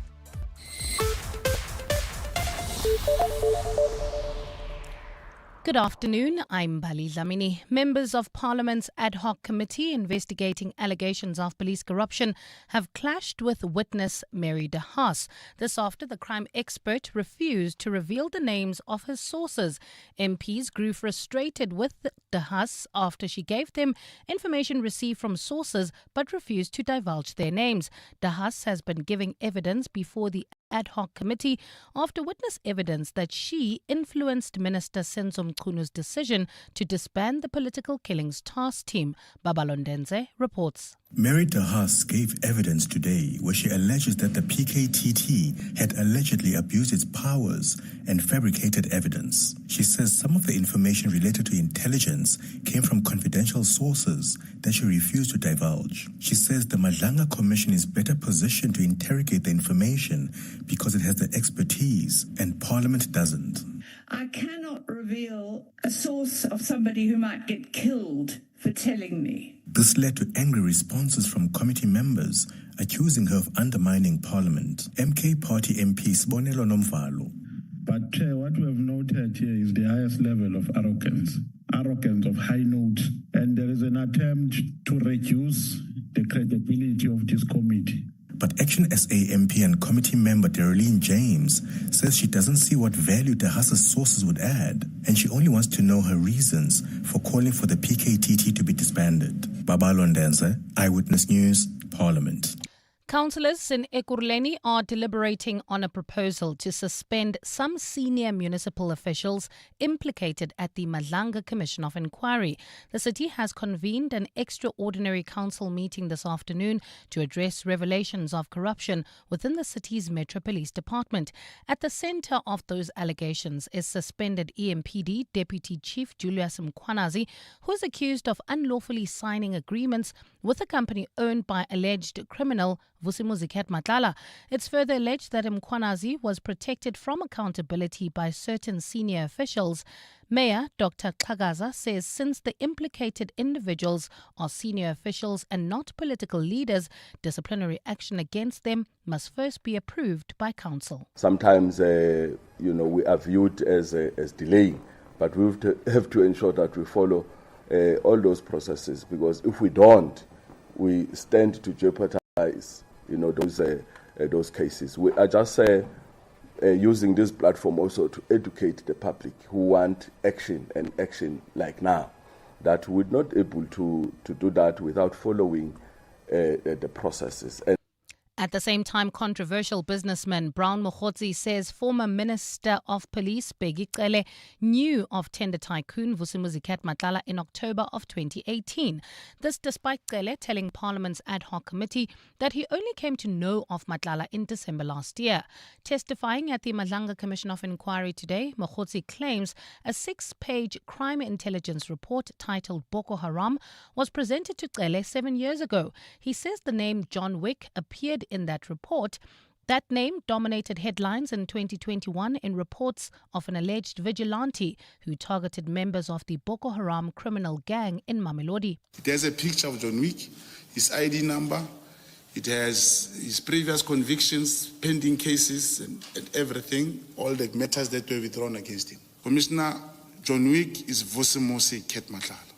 Even the picture is showing that.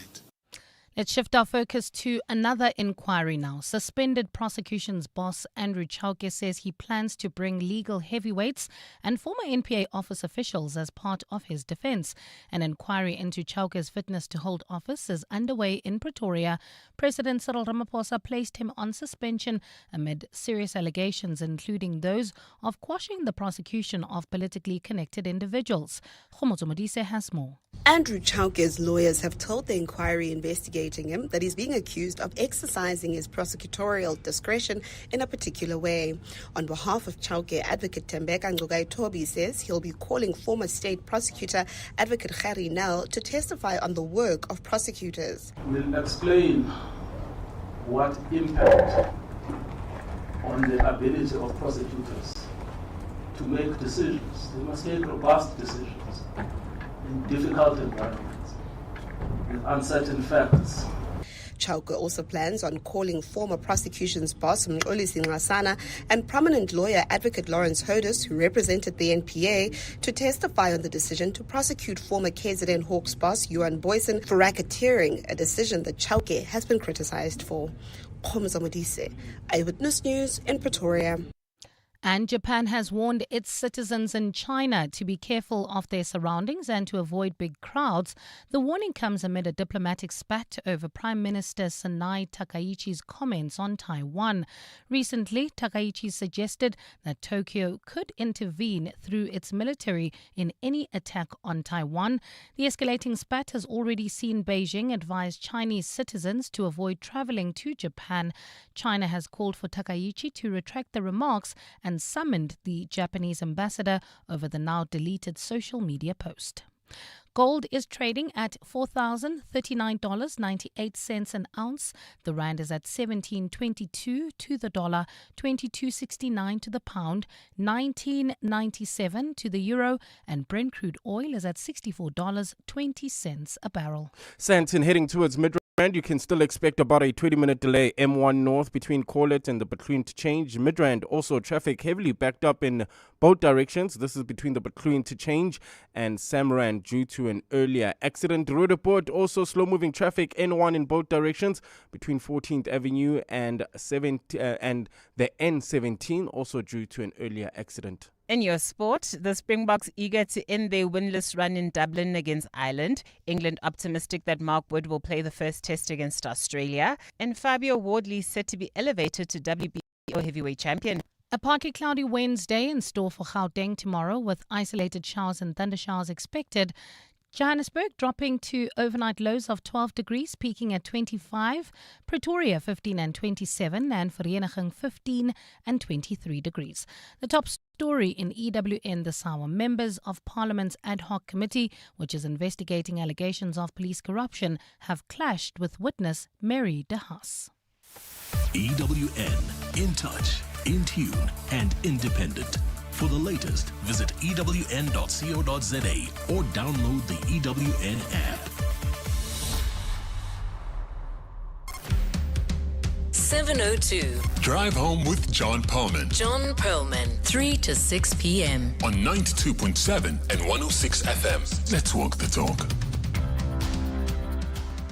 7:02 Drive, it's 8 minutes past 5. Great to have you with us for the last hour of the show. Coming up shortly, we're going to be chatting to Oren Singh. He was at the Madlanga Commission of Inquiry. Of course, two important hearings going on today, as well as the inquiry that Khomotso Modise was covering. This into the fitness to hold office of Southern Gauteng Prosecution's head, Andrew Chauke. But Mary de Haas, Dr. Mary de Haas, analyst and crime expert, I think is a fair way to describe her, is still facing questions in Parliament. I think it's MK Party's David Skosana who's currently got the mic. And then at the Madlanga Commission of Inquiry, Brown Mukhotsi with some claims. Let me leave it at that. We'll let Oren describe what he has had to say. But some of them have been fairly startling. And we'll get Oren to give us his take on what he's heard so far. We've had an earlier interview with Rebecca Davis, Daily Maverick journalist, who's written a piece about, first of all, John Steenhuisen incurring a judgment in court over an unpaid credit card debt of nearly 150,000 rand, but raising two other issues as well. One of those is what seems to be something of a factional battle, certainly an individual battle within the DA between its leader, Minister Steenhuisen, and formerly Minister Dion George, who is effectively the DA's treasurer as the federal finance chair. They've had some words between them on this matter of John Steenhuisen's finances, and you've all weighed in on the conversation as well. Some people have said, what is it that you're talking about? This is not important. It doesn't matter. It's his money. Why should we care? Perry expresses a different view, and we've got some others which we'll share with you in a moment. But let me put Perry up since I've got it in front of me on 072 702 1702. He says, How one handles one's personal finance is a big indicator of how they'll conduct themselves in a position of influence. How can we trust a person with a default judgment to handle public funds? And concludes by saying, this is how corruption starts. Perry, I'd have to say I would modify your last sentence to, this could be how corruption starts, or this may be how some corruption starts. I don't think there's a direct relationship between people who get into financial difficulty and then illegal and corrupt behavior afterwards. I get that there is a link, and Rebecca was very keen to stress the importance of that as a motivation for why she's covering this story, but I don't think it's necessarily an outcome. But that's my view. Let's have yours on 072 702 1702. We'll bring you the traffic. Stephen Curtis has got all the news from a very difficult day on the markets. And then later in the show, we've got a lovely, lovely musical thread that we're going to share with you. And you, of course, are going to share your song suggestions with us. That's coming up at 20 to 6. You're with John Perlman on 702. Hi, John and listeners. Pertaining to John Steenhuisen and the way he dealt with his finances in the past, I really don't think there's much of an impact of his ability to be a minister in forestry. I'm not necessarily a DA fan myself. Got lots of wrongs in that little department at the moment. But should that impact him as well? I mean, each for their own. We look after our own finances. As long as he didn't use finances of the government to try and better himself, I couldn't really be interested in what he went through prior to being a minister. Come on, let's move on and focus on the more important things, and not focus on these little matters that have absolutely nothing to do with us. Hi, John. Jabu here. John, I think we need to separate personal financial matters from the actual misuse of public funds. If someone has personal debt, that doesn't automatically make them unfit for office, unless there's evidence that the money was abused. That's my view. So Daily Maverick should focus on exposing corruption and mismanagement of taxpayers' money, not just in jail by turning private financial issues into some scandals. John, we have bigger problems in this country, John. Like billions and billions of rands are getting looted daily, Rajon. So let's prioritize, Rajon, what truly is a financial personal problem versus what we're going through, Rajon. Thanks.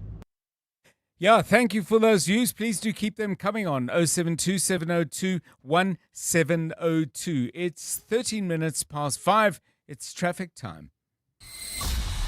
EWN Traffic. EWN Traffic is brought to you by Outsurance. SMS the word out to 45142 now. You could save on car insurance. If you don't, ask them for 500 Rand. Karabo Chale with the latest from the roads. Yes, John, at this stage in the Rudaport area, there's more than a 30-minute delay on the N1 in both directions. This is between 14th Avenue and the N17 due to an earlier accident. So if you are heading in and out of Soweto, avoid the N1 at all costs if you are traveling towards four ways leaving Soweto at this stage. In that's in the Rudaport. In the Joburg CBD, expect about a 30-minute delay as well on the M1 South between Empire and the Crown Interchange, while in Midrand, traffic heavily backed up N1 in both directions between the Patloo Interchange and Samrand, also due to an earlier accident, while in Sandton expect about a 20-minute delay on the M1 northbound that's heading towards Midrand between Corlet and the Patloo Interchange in Protea Glen, Soweto. There's slow-moving traffic N12 westbound approaching the R558, and in the Calvin area, roadwork still causing heavy delays N3 southbound between the Patloo Interchange and London Road. If you come across any other traffic issues, please WhatsApp us on 072 702 1702. There's more EWN on air, online, and on the EWN app. The Outsurance Pointsmen know that every car on the road carries a story. There's a car on the way to the hospital, carrying an elderly couple, playfully bantering about who their first grandchild will look like. The Outsurance Pointsmen know it's not just a car in traffic. It's bringing two generations together. Every story is different and every story matters. That's why the Outsurance Pointsmen have been doing what they do since 2005 in proud partnership with 702. Outsurance is a licensed insurer and FSP. The Midday Report. Weekdays, 12 to 1. This brown horse is lying. This guy is lying. You can even hear it straight after this guy is lying. I think he was sent by other people to blackmail General Mkwanans. But otherwise, you can even hear it. Lies, you can hear lies. You don't have to try and figure anything out. But you can hear that this guy is lying. Lies, and everywhere is lies. Yeah, it's a lot, eh? It's a lot. These are going to have to be corroborated. What kind of evidence is there? The Midday Report with Mandy Wiener. 12 to 1 on 702. 702. The countdown is over. The B20 Summit is here. This week, 702 and Standard Bank Group are taking you right inside the action, 17 to 20 November. Catch all the live updates as Muteo Juaripe brings you behind-the-scenes highlights and expert insights direct from the world's business leaders. Don't miss your front row seat to how Africa is stepping up on the global stage. The B20 Summit. Brought to you by Standard Bank Group on 702. Standard Bank is an authorized FSP and registered credit provider. Let's count backward. 5. Insurance. 4. Pineapple. 3. Insurance. 2. Pineapple. 1. You're under. Pineapple FSP 48650 is underwritten by Omart Insure Limited, a licensed non-life insurer and authorized FSP. Click season is different from any other ho. Oh? Yes, here's why. Mix and match any 3 festive gifts with a purple sticker. Oh. And get the lowest one free. Oh. With the famous Clicks Purple Sticker promotion. It's O. Only at Clicks. Feel good, pay less. Deals valid until 24 December or while stocks last. T's and C's apply. You're with John Perlman on 702. Let's walk the talk. Couple more inputs on the John Steenhuisen debate we're having. Malik says, I would argue that a minister in financial trouble makes him much more likely to take money from external sources for political favors. And then we are here with Zane. If John Steenhuisen doesn't work, how can he pay his debts? Seriously, this is pathetic, minding other people's private business. Besides, it's not like he stashed millions worth of dollars in a couch or something, and the emoji has a lot of teeth. It's 18 minutes past 5. John is on X. At John Perlman. Right, let's go to Oren Singh now, covering the Madlanga Commission of Inquiry, where Brown Mokhotsi, who's been at the center of so much of the evidence already presented, was up and presenting his point of view. Oren, a very good afternoon to you. Oren Singh is, of course, our EWN colleague. Oren, to what extent was Brown Mokhotsi able to counter some of the things that were said about him? Or was he on another mission, perhaps, where he was wanting to tell his story as a way of perhaps, not engaging too much with the questions that are being asked about him? John, good afternoon. I think it was a bit of both, and they were quite intertwined in terms of his testimony today. We saw him come out and confirm that he's a crime intelligence contact agent, although I don't understand the difference between a contact agent and an informant, essentially doing the same task in providing intel to a handler within crime intelligence. But saying that his task, as per his handler, was to infiltrate both a KZN police boss Nhlanhla Mkhwanazi as well as tender tycoon Vusi Musi Katmaklala and find out information around them and their specific dealings. And this was after he alleges that he received information from a source claiming that Mkhwanazi is a CIA operative, and he has been and is a CIA operative working in favor of the U.S. government's interests in South Africa. He also went on to claim that the Zulu King, Mr. Zulu Kwazwelithini, is also a CIA operative working for the CIA in South Africa. So quite out there claims being put forward, but also trying to defend himself in terms of some of the allegations put out during the testimony of others, such as Mkonazi and Dumisani Kumalo, Fani Masimola, claiming that in some instances he had conversations or dealings with Vusi Musi Cat Matlala, whereby Matlala confirmed that he had paid large sums of cash or allegedly paid large sums of cash to Fani Masimola and the former police minister Beki Cele to secure that 360 million rand police contract that was later cancelled by the suspended police minister Senzo Mchunu. So one of the, if we go back a couple of months to the early days of this whole thing, Oren, one of the things front and center, it seemed to me, was the nature of the relationship between suspended police minister Senzo Mchunu and I beg your pardon, Brown Mokgotsi. Did that come up, and was any light shed on A, the nature of that relationship, and B, its origins? Towards the end of his testimony this afternoon, John, but it was quite up and down. And I say that because there were certain things that Brown Mokgotsi was, I wouldn't say interrogated on, but questioned on by evidence leader, Advocate Matthew Chaskelson, as well as some of the commissioners and Justice Mbuyiseli Madlanga himself, regarding WhatsApp exchanges and signal messenger exchanges between himself and suspended police minister Senzo Mchunu. But Brown Mokgotsi found it difficult to recall information or details about specific WhatsApps and messages that he sent to Senzo Mchunu. And I found it quite strange, because if you're dealing at such a high level with a police minister on high-level investigations and information that is coming to your attention, and then you're relaying that information to a police minister, surely you'd be able to account and detail what those specific messages relate to.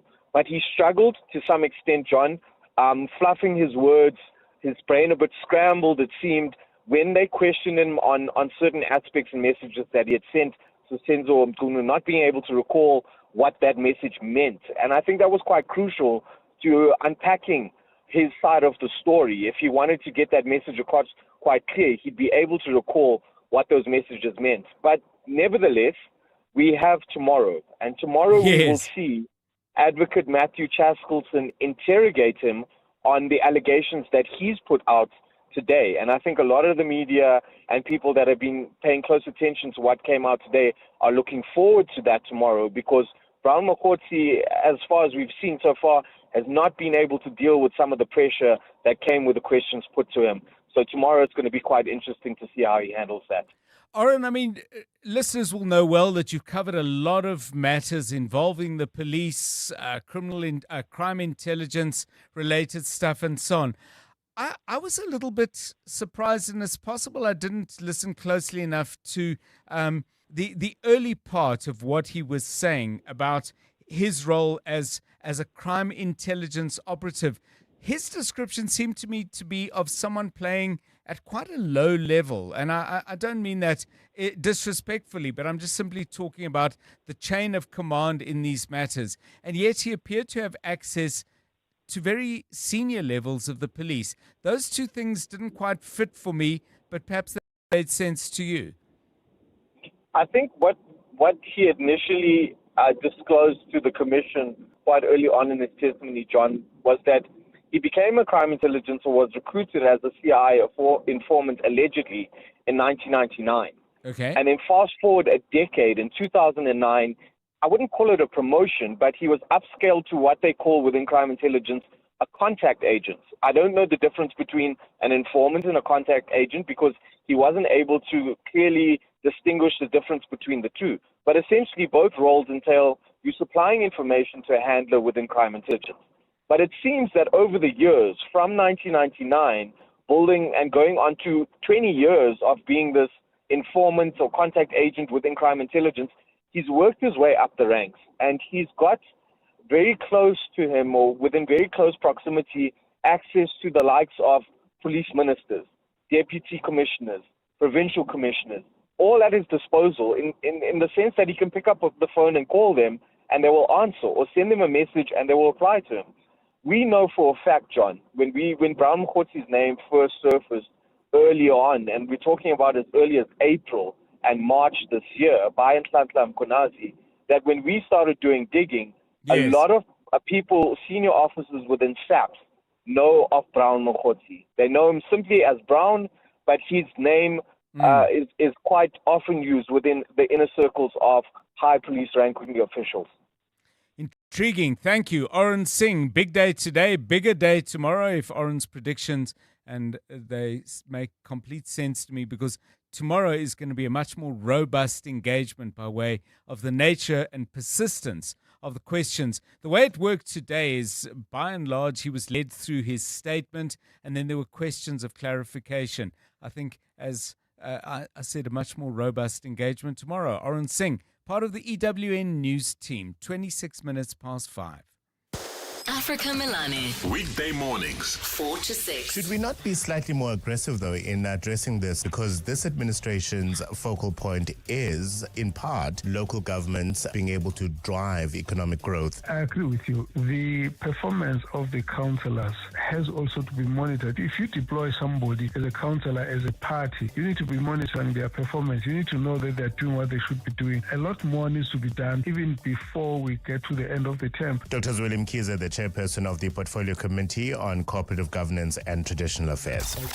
Africa Milani. 4 to 6 on 702. Take your leadership to the next level. Wits Business School, in partnership with France's top-ranked Kedge Business School, is launching the Wits Kedge MBA in Global Executive Leadership, a powerful new program designed for senior leaders ready to think globally and lead with impact. Join the online information session on 20 November at 5:30 p.m. to discover how this world-class MBA can transform your career. Register now at wbs.ac.za. That's wbs.ac.za. The Wits Kedge MBA in Global Executive Leadership, shaping global leaders for a changing world. Team, summer is game time in Mzansi. Every tap, scan, swipe, it all adds up. And FNB is giving us big rewards, partner deals, e-bucks, defense tips, and chances to score experiences money can't buy. But you're only in the game if you paid with FNB. So stay sharp, spend clever, and let's dominate. Get in the game with FNB. Help changes everything. FNB, a division of First Rand Bank Limited, an authorized FSP and credit provider. NCRCP 20. T's and C's, earn rules and limits apply.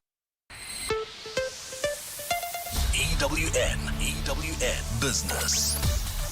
Stephen Curtis, good afternoon once again. Afternoon to you, John. Well, pretty poor day on the JSE, looking like a pretty poor day in the US so far as well. The all share down 1.71%, financials down 1.4%, industrials down 1.39%, resources down nearly 2.5%. So platinum and gold miners are lower again today. Quite a bit of corporate news around as well that's moving markets. Sappi down 6.64%, Pick n Pay down 6%. The Ackerman family cutting back their shareholding in Pick n Pay overnight, selling I think it was R1.5 billion worth of shares. They were paring back debt, but that does just tell you, of course, the impact that's had on the Pick n Pay share price. Karoo down 5.66%, and then the platinum miners down quite strongly as well on the day. Raynet's asset value down 3.6% in the 6 months to the end of September.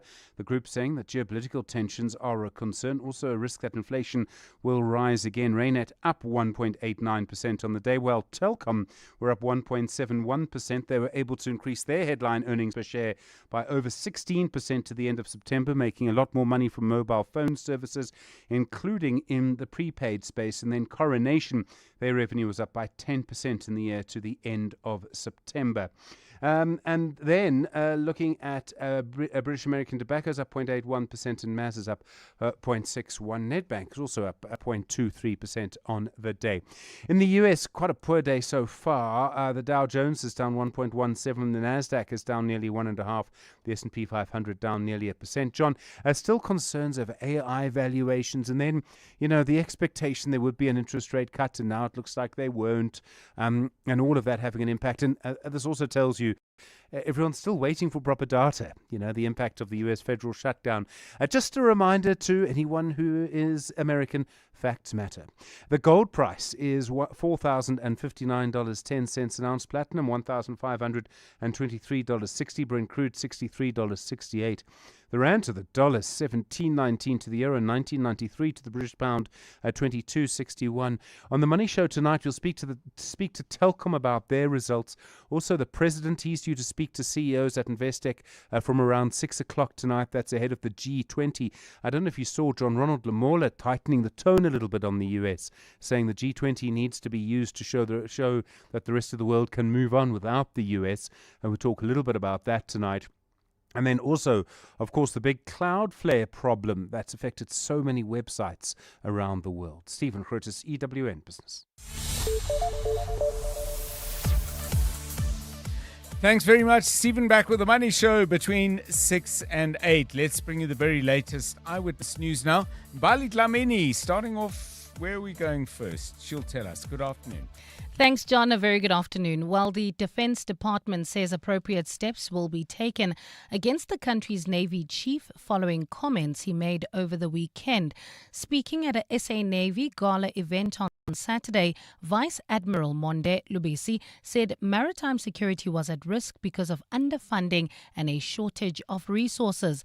This is not the first time the Navy chief has given a frank and candid assessment of the SA Navy after addressing Parliament's Joint Standing Committee for Defence earlier this year.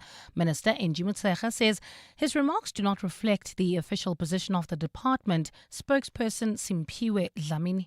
The minister regards his remarks not only as inappropriate, disingenuous and unfortunate on a matter that he is fully aware that is receiving attention at all levels, starting from within the department to Parliament.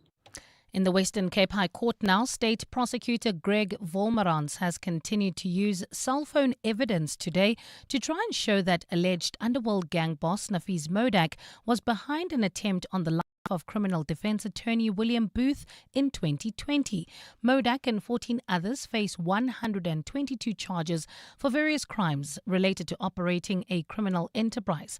The charges include the attempted murder of Booth at his home 5 years ago. Carlo Peterson reports. Nafees Modak admits he was hired by businessman Shanil Maharaj to perform a debt collection from a former state witness who can only be identified as Vali in March 2020, but denies asking Killian to ping Vali's whereabouts. However, Modak insists he handed over the debt collection to co-accused Jacques Cronje after Maharaj indicated he could not afford Modak's services. After Cronje allegedly kidnapped and threatened Vali, he sought the legal services of attorney William Booth to obtain a protection order. State Prosecutor Greg Wolmerans asked Modak why he continued to communicate with Maharaj after he handed the collection over to Cronje. These communications that we're going through shows that you were at the forefront of the Vali saga that connects to William Booth as well. You were right in the middle. Modak told the court he entertained the messages to show courtesy to an associate who introduced him to Maharaj. Carlo Peterson, Eyewitness News, Western Cape High Court. And women at G20 Social Summit are calling on governments to restore humanity in their policies, and they say they want to be seen as leaders and not only followers. Head of the W20 delegation, Professor Nania Bola-Muller, says women who have been attending the G20 gatherings over the past year have not been trying to compete for attention, but have been converging with a common purpose. Speaking at the opening ceremony of the Social Summit in Boksburg today, Bola-Muller said the platform presents an opportunity to reshape the global order. Lindsay Dentlinger is there. At a time of compounding crises facing the world, including climate collapse, the erosion of democracy, declining human rights and grave inequality, women here say they represent the conscience of the G20. Women 20 head of delegation, Professor Nania Bola-Muller, says the health of the planet is inseparable from human well-being. We carry stories that do not fit neatly into communiques. We bring the fire of youth and intergenerational justice, a demand that the future be co-designed and not inherited in crisis. Bola-Muller says women carry with them grassroots wisdom and the voice of workers who are often excluded from the benefits of the economy. We bring evidence, integrity and the courage to speak truth to power, We bring innovation and strategy to translate vision into action. She says governance without values is one without legitimacy. Lindsay Dentlinger, Eyewitness News, Boksburg. A partly cloudy Wednesday in store for Gauteng tomorrow, with isolated showers and thundershowers expected. Lows of between 12 and 15 degrees and highs of between 27 and 28. Heading into the Joburg CBD, there's bumper-to-bumper traffic on the M2 westbound between Heidelberg Road and the Crown Interchange. Also leaving the Joburg CBD, heading towards Boysens, there's heavy delays. That's in the Parktown area on the M1 southbound between Killarney Bend and the Crown Interchange. And also there's slow-moving traffic in Rudaput. This is on the N1 in both directions between 14th Avenue and the N17 due to an earlier accident. The top story in EWN, the Defense Department says appropriate steps will be taken against the country's Navy chief following comments he made over the weekend. 702 Afternoons. With Relebogile Mabota, 1 to 3 p.m. How does the massage work? And I'm assuming you are doing it from inside. You're not actually holding the womb with your physical hands, or is that what you're doing? So you're doing it from the abdomen. You're actually doing it from the outside. You know, so like the people who are trained to do it, who are experienced at doing it, they know how to feel for the top of the uterus. Yes. That's why I'm saying it's gently but firmly. You don't want to be too rough that you're making the mother uncomfortable, but there is a level of discomfort that goes with doing it. Dr. Dalsi Rakomakwe, who is a medical doctor and the CEO of Quad Care. 702 Afternoons. With Relebogile Mabota. Let's walk the talk. The countdown is over. The B20 summit is here this week. 702 and Standard Bank Group are taking you right inside the action, 17 to 20 November. Catch all the live updates as Moteo Juaripe brings you behind-the-scenes highlights and expert insights direct from the world's business leaders. Don't miss your front row seat to how Africa is stepping up on the global stage. The B20 Summit, brought to you by Standard Bank Group on 702. Standard Bank is an authorized FSP and registered credit provider. You are not dreaming. You are repeating. Insurance, pineapple. Insurance, pineapple. Insurance, pineapple. Insurance, pineapple. Pineapple FSP 48650 is underwritten by Omart Insure Limited, a licensed non-life insurer and authorized FSP. Progress builds. It moves, and it has a partner. That partner is Anglo-American. Together, we're building progress where it matters most across South Africa. With a 1 billion rand investment into education in our host communities, $15 million pledged to the Global Fund to support community-based health services, 1.6 billion rand in deals facilitated through our Impact Finance Network. And as a sponsor of B20 and G20, we're bringing that same spirit of partnership to a global stage, proving that when collaboration is real, progress moves faster. South Africa has a partner. Join the conversation on social media. Anglo-American, mining potential, building beyond. 702. WhatsApp John on 072 702 1702.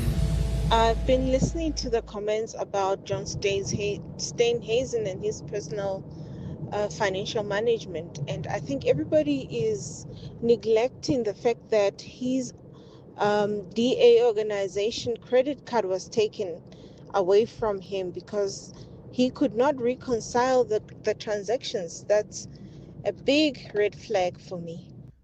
But John, it is relevant because we have a standard that we hold up to people in power in the finance industry about finances, where your finances need to be in tip-top shape so that you do not steal from the business or get tempted to steal because you are now suffering personally and you don't have enough money to cover your own books. So if he cannot manage his finances, how are we supposed to trust him to manage a huge portfolio like forestries and agriculture? So it is very much relevant, and actually it should start becoming a standard that people, before they become ministers or presidents, we should see their financials. That way we know these people are financially savvy and they should be clean financially for a certain number of years. for them to qualify in that portfolio. That way we know we can trust them with the billions and billions of rands we give them every year. Anonymous here. With regards to John Steenhuisen's personal financial history, I do think that's relevant. And I think that we should be aware of issues like this, because the money that he would be allocating and budgeting with as a minister is our money. And I'd like to be sure that the person that's in charge of that money and how it's spent in the department that they're running knows how to do that well. I'd also wonder, would we be as comfortable with letting this slide if it was an ANC minister that we were talking about? It's been a very good debate, I must say. Back and forth, back and forth. If I was keeping score, I would have John Steenhuisen, this is my own business, slightly ahead. But it's close. Keep them coming. I'm not counting, and I won't be able to give you a score at the end, but that's just my hunch. He got off to a blazing start with lots of people coming out in support. Now we seem to be getting a little bit of a run of people who are more critical. But it's a good debate, and I like the fact that we disagree on this because it's not straightforward. 19 minutes to 6. EWN Sport. Huge rugby match on Saturday to go with a huge cricket match on Saturday, just to whet our appetite for all sports international. But the Springboks are talking about the big game against Ireland. What are they saying? Tolakele has some details. Thanks so much, John. And South Africa go into that encounter looking to make it 4 wins in a row on their outgoing tour, while they also want to end their 3-game losing run at the Aviva Stadium.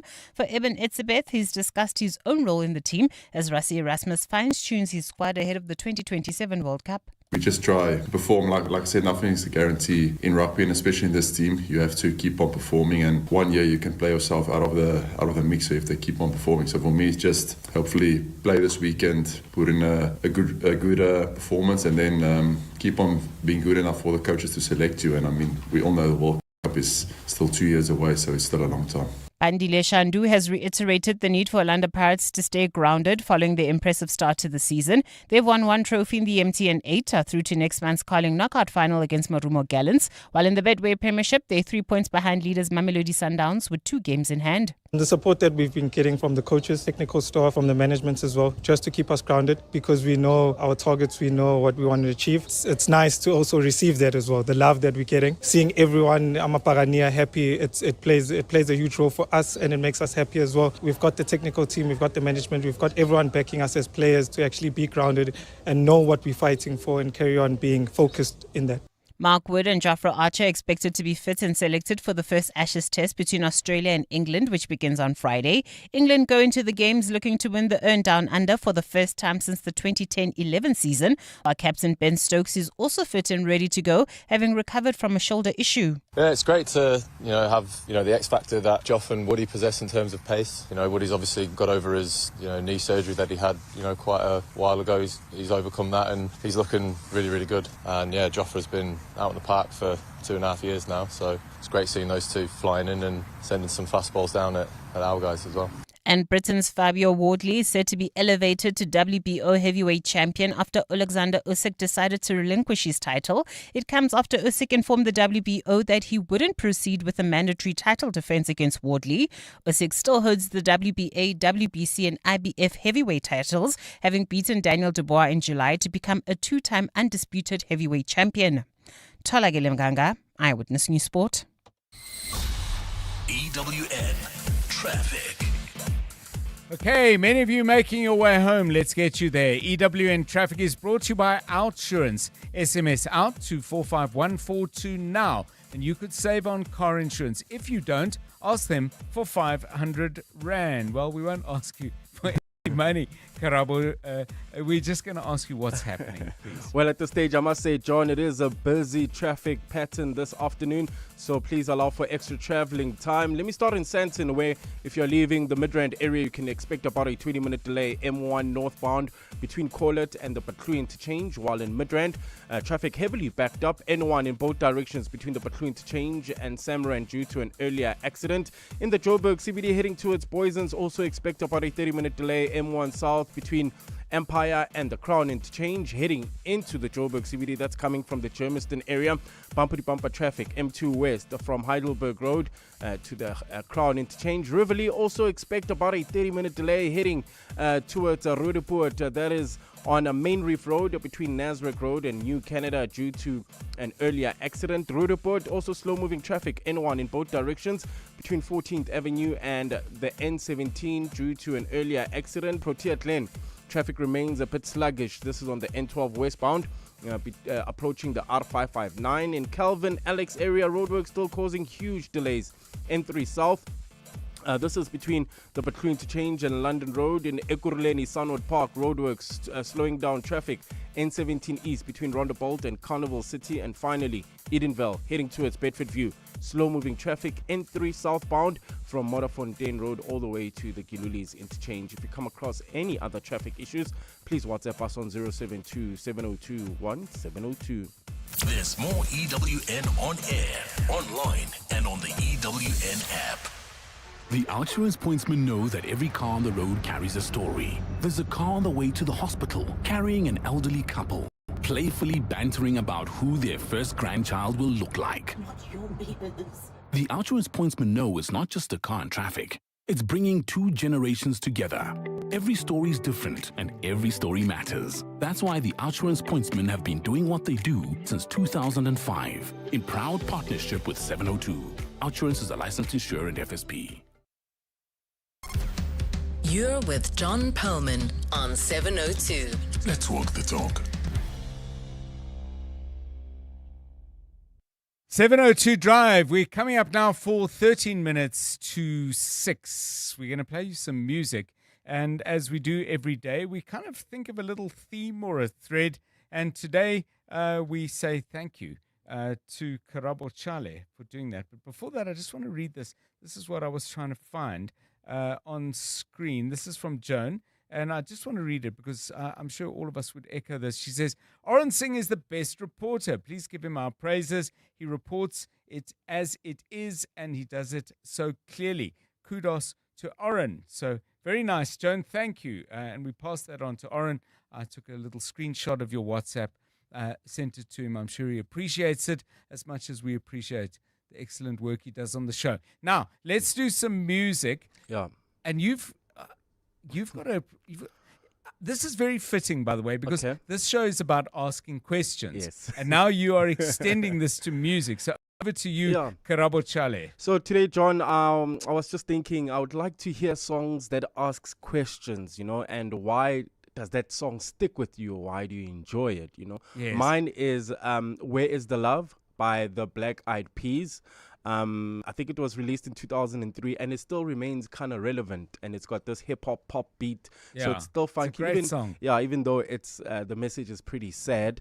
So it still remains relevant. I mean, we still have the wars in the Middle East, Sudan, terrible things are happening there, and bringing it home with the GBV escalating in this country. So I just thought, hey, let's just reflect. Yeah. Where is the love? Yeah, where is the love? I'm not sure we have an answer, although, mind you, if you think back on our talker to start the show where we ask people about the things that give them a sense of positivity and happiness even at the start of the day. A lot of it was about love, eh? True that. A lot of where is the answer to where is the love seems to be in people's homes and in their relationships. But anyway, that's our theme for today. So songs that ask a question. We'd like to get your favorites, and they're favorites either because you love the music and it's a great song, or they're favorites because they actually make you think with a question they ask, or it could be a mix of the two. So let's kick it off. Here are the Black Eyed Peas.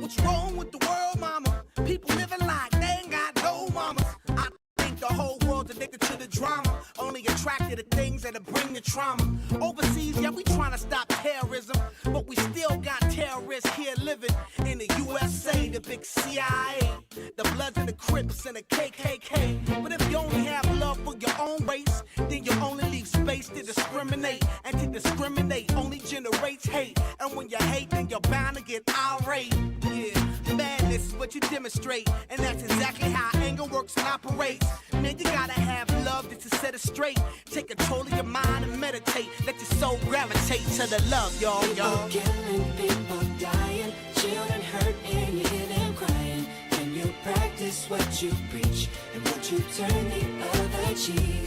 Father, Father, Father, help us. Send some guidance from above. These people got me questioning. Where is the love? Yeah, the writing credits on that song are really interesting. Third album by the Black Eyed Peas. The first two not successful at all. will.i.am obviously involved in that. Justin Timberlake, a co-writer on that, which I didn't know. So we've got ourselves going. Songs that ask a question, that have a question either in the chorus or in the title. And we've got a couple of really good ones coming in already. We've got a few of our own banked, but we'd rather have yours on 072 702 1702. Get them going, please. Respecting each other, denying our brother. In the last 24 hours, this is what's happened in your world. The city of Ekurhuleni has launched an internal investigation into all officials implicated in the Madlanga Commission of Inquiry. Last week, the commission heard alarming testimony from several officials alleging the Ekurhuleni Metro Police Department has been infiltrated by criminal elements. Some of the people implicated include EMPD's suspended Deputy Chief Julius Mkhwanazi and former city manager Imogen Mashazi. Mayor Dr. Klagaza has vowed to ensure full accountability and consequences for those involved. All implicated officials are similarly being processed through the city's disciplinary framework. EWN, in touch, in tune, and independent. Step into a world of unforgettable experiences in Dubai. From luxury beaches to underwater adventures.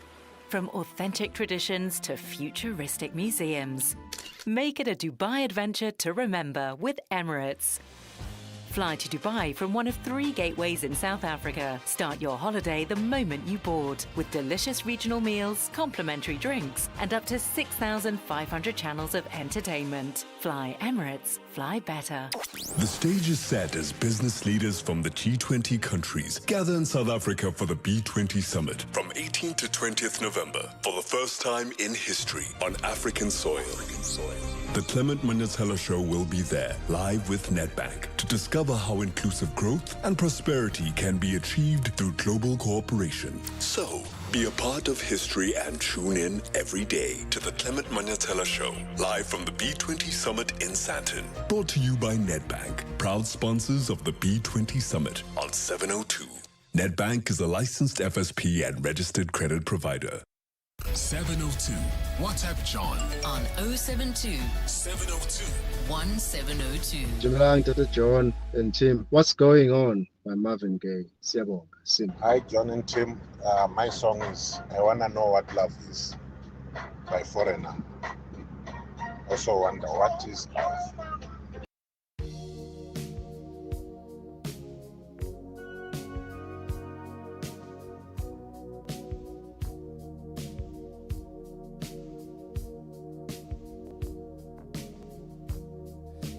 Take a little time to think things over.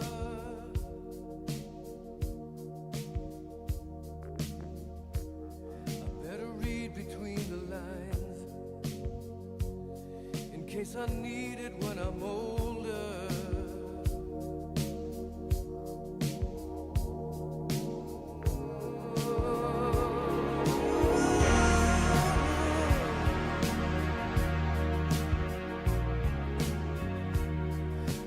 Mountain I must climb. Foreigner, want to know what love is? John's calling from Centurion, a song that has a question in the title. John, good afternoon.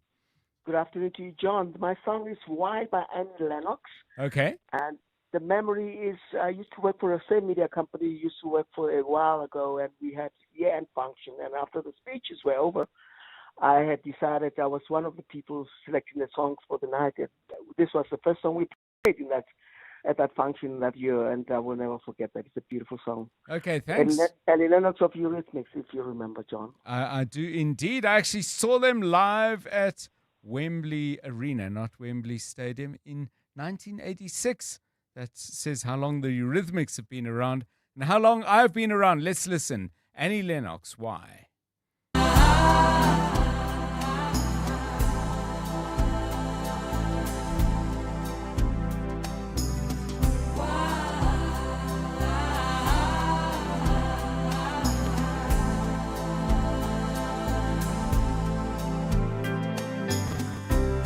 How many times do I have to try to tell you that I'm sorry for the things I've done?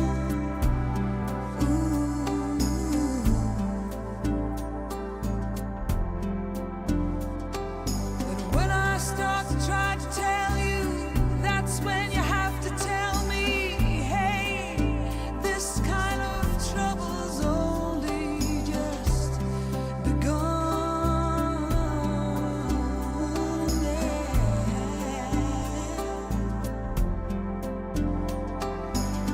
I tell myself too many times, why don't you ever learn to keep your big mouth shut?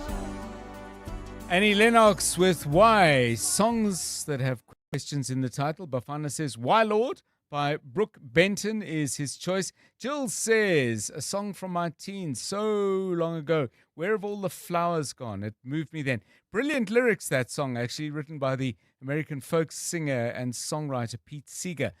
Dates all the way back to 1955. A 70-year-old song turning up on 702 Afternoon Drive. Let's see what else we've got. Hi, John and the guys in the studio. Net is here from Runberg. This one is easy for me. 21 Questions by 50 Cent. Reminding me of my teen love stories. Hi, John. Yeah, no, Gigaba, that's a very, very interesting theme. For me, it's What's with the Attitude by Josie. And that would be Bongani Fasi, Ishmael, and Deleuze. Yeah, Chivas in Boxburg. Hi, John. There's this song of Michael Jackson, the late Michael Jackson, that says, Will You Be There? Will You Be There by Michael Jackson. Noti here in Timbisa.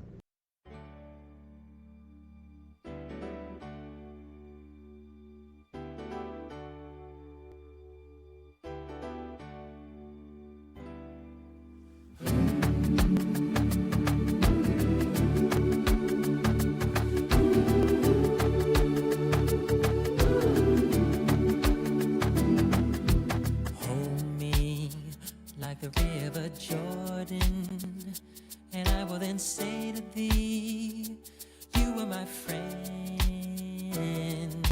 Carry me like you are my brother. Love me like a mother. Will you be there?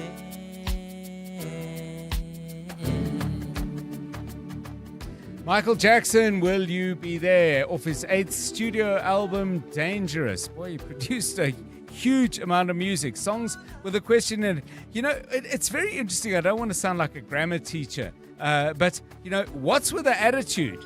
Is that like a question or is it like sort of a statement, you know? Because you can answer your own question in a way. But I know it has the word what in it and there's a question mark at the end. So we play this song and this has a question in the title, usually around the time of elections, and we've got local government elections. But maybe it's appropriate to play it with all these commissions of inquiry and everybody giving their own versions of what is a very complex truth, I'm sure, but there is a truth out there. But I thought maybe this song might fit the times. Who's fooling who? Who's fooling who? Who's fooling who? Who's fooling who? Who's fooling who? Who's fooling who? Who's fooling who? Who's fooling who? Who's fooling who? Who's fooling who? Who's fooling who? Who's fooling who? Who's fooling who? God, when you had left me. Sounds of W with Who's Fooling Who. We'll play it again for the local government elections next year, I'm sure. Amanda sends us this. Who's That Girl by Eve. And what else have we got? Wow, Amanda, you sent us the same one 7 times. Tell Me Where Did We Go Wrong by Stimeles, Tsepel's suggestion, and all we have time for on 702 Drive with me, John Perlman, and the team. Good night. And now, The Money Show. With Stephen Grootes, live on 92.7 and 106 FM. Streaming on the Prime Media Plus app. And DSTV channel 856. The Money Show with Stephen Grootes is brought to you by ABSA CIB. ABSA is a registered FSB. Good evening on your Money Show tonight. And as the B20 kicks off in Sandton, the President clears his throat to speak to CEOs, while Ronald Lamola takes a harder line against the US boycott of the G20. Telkom steals Vodacom and MTN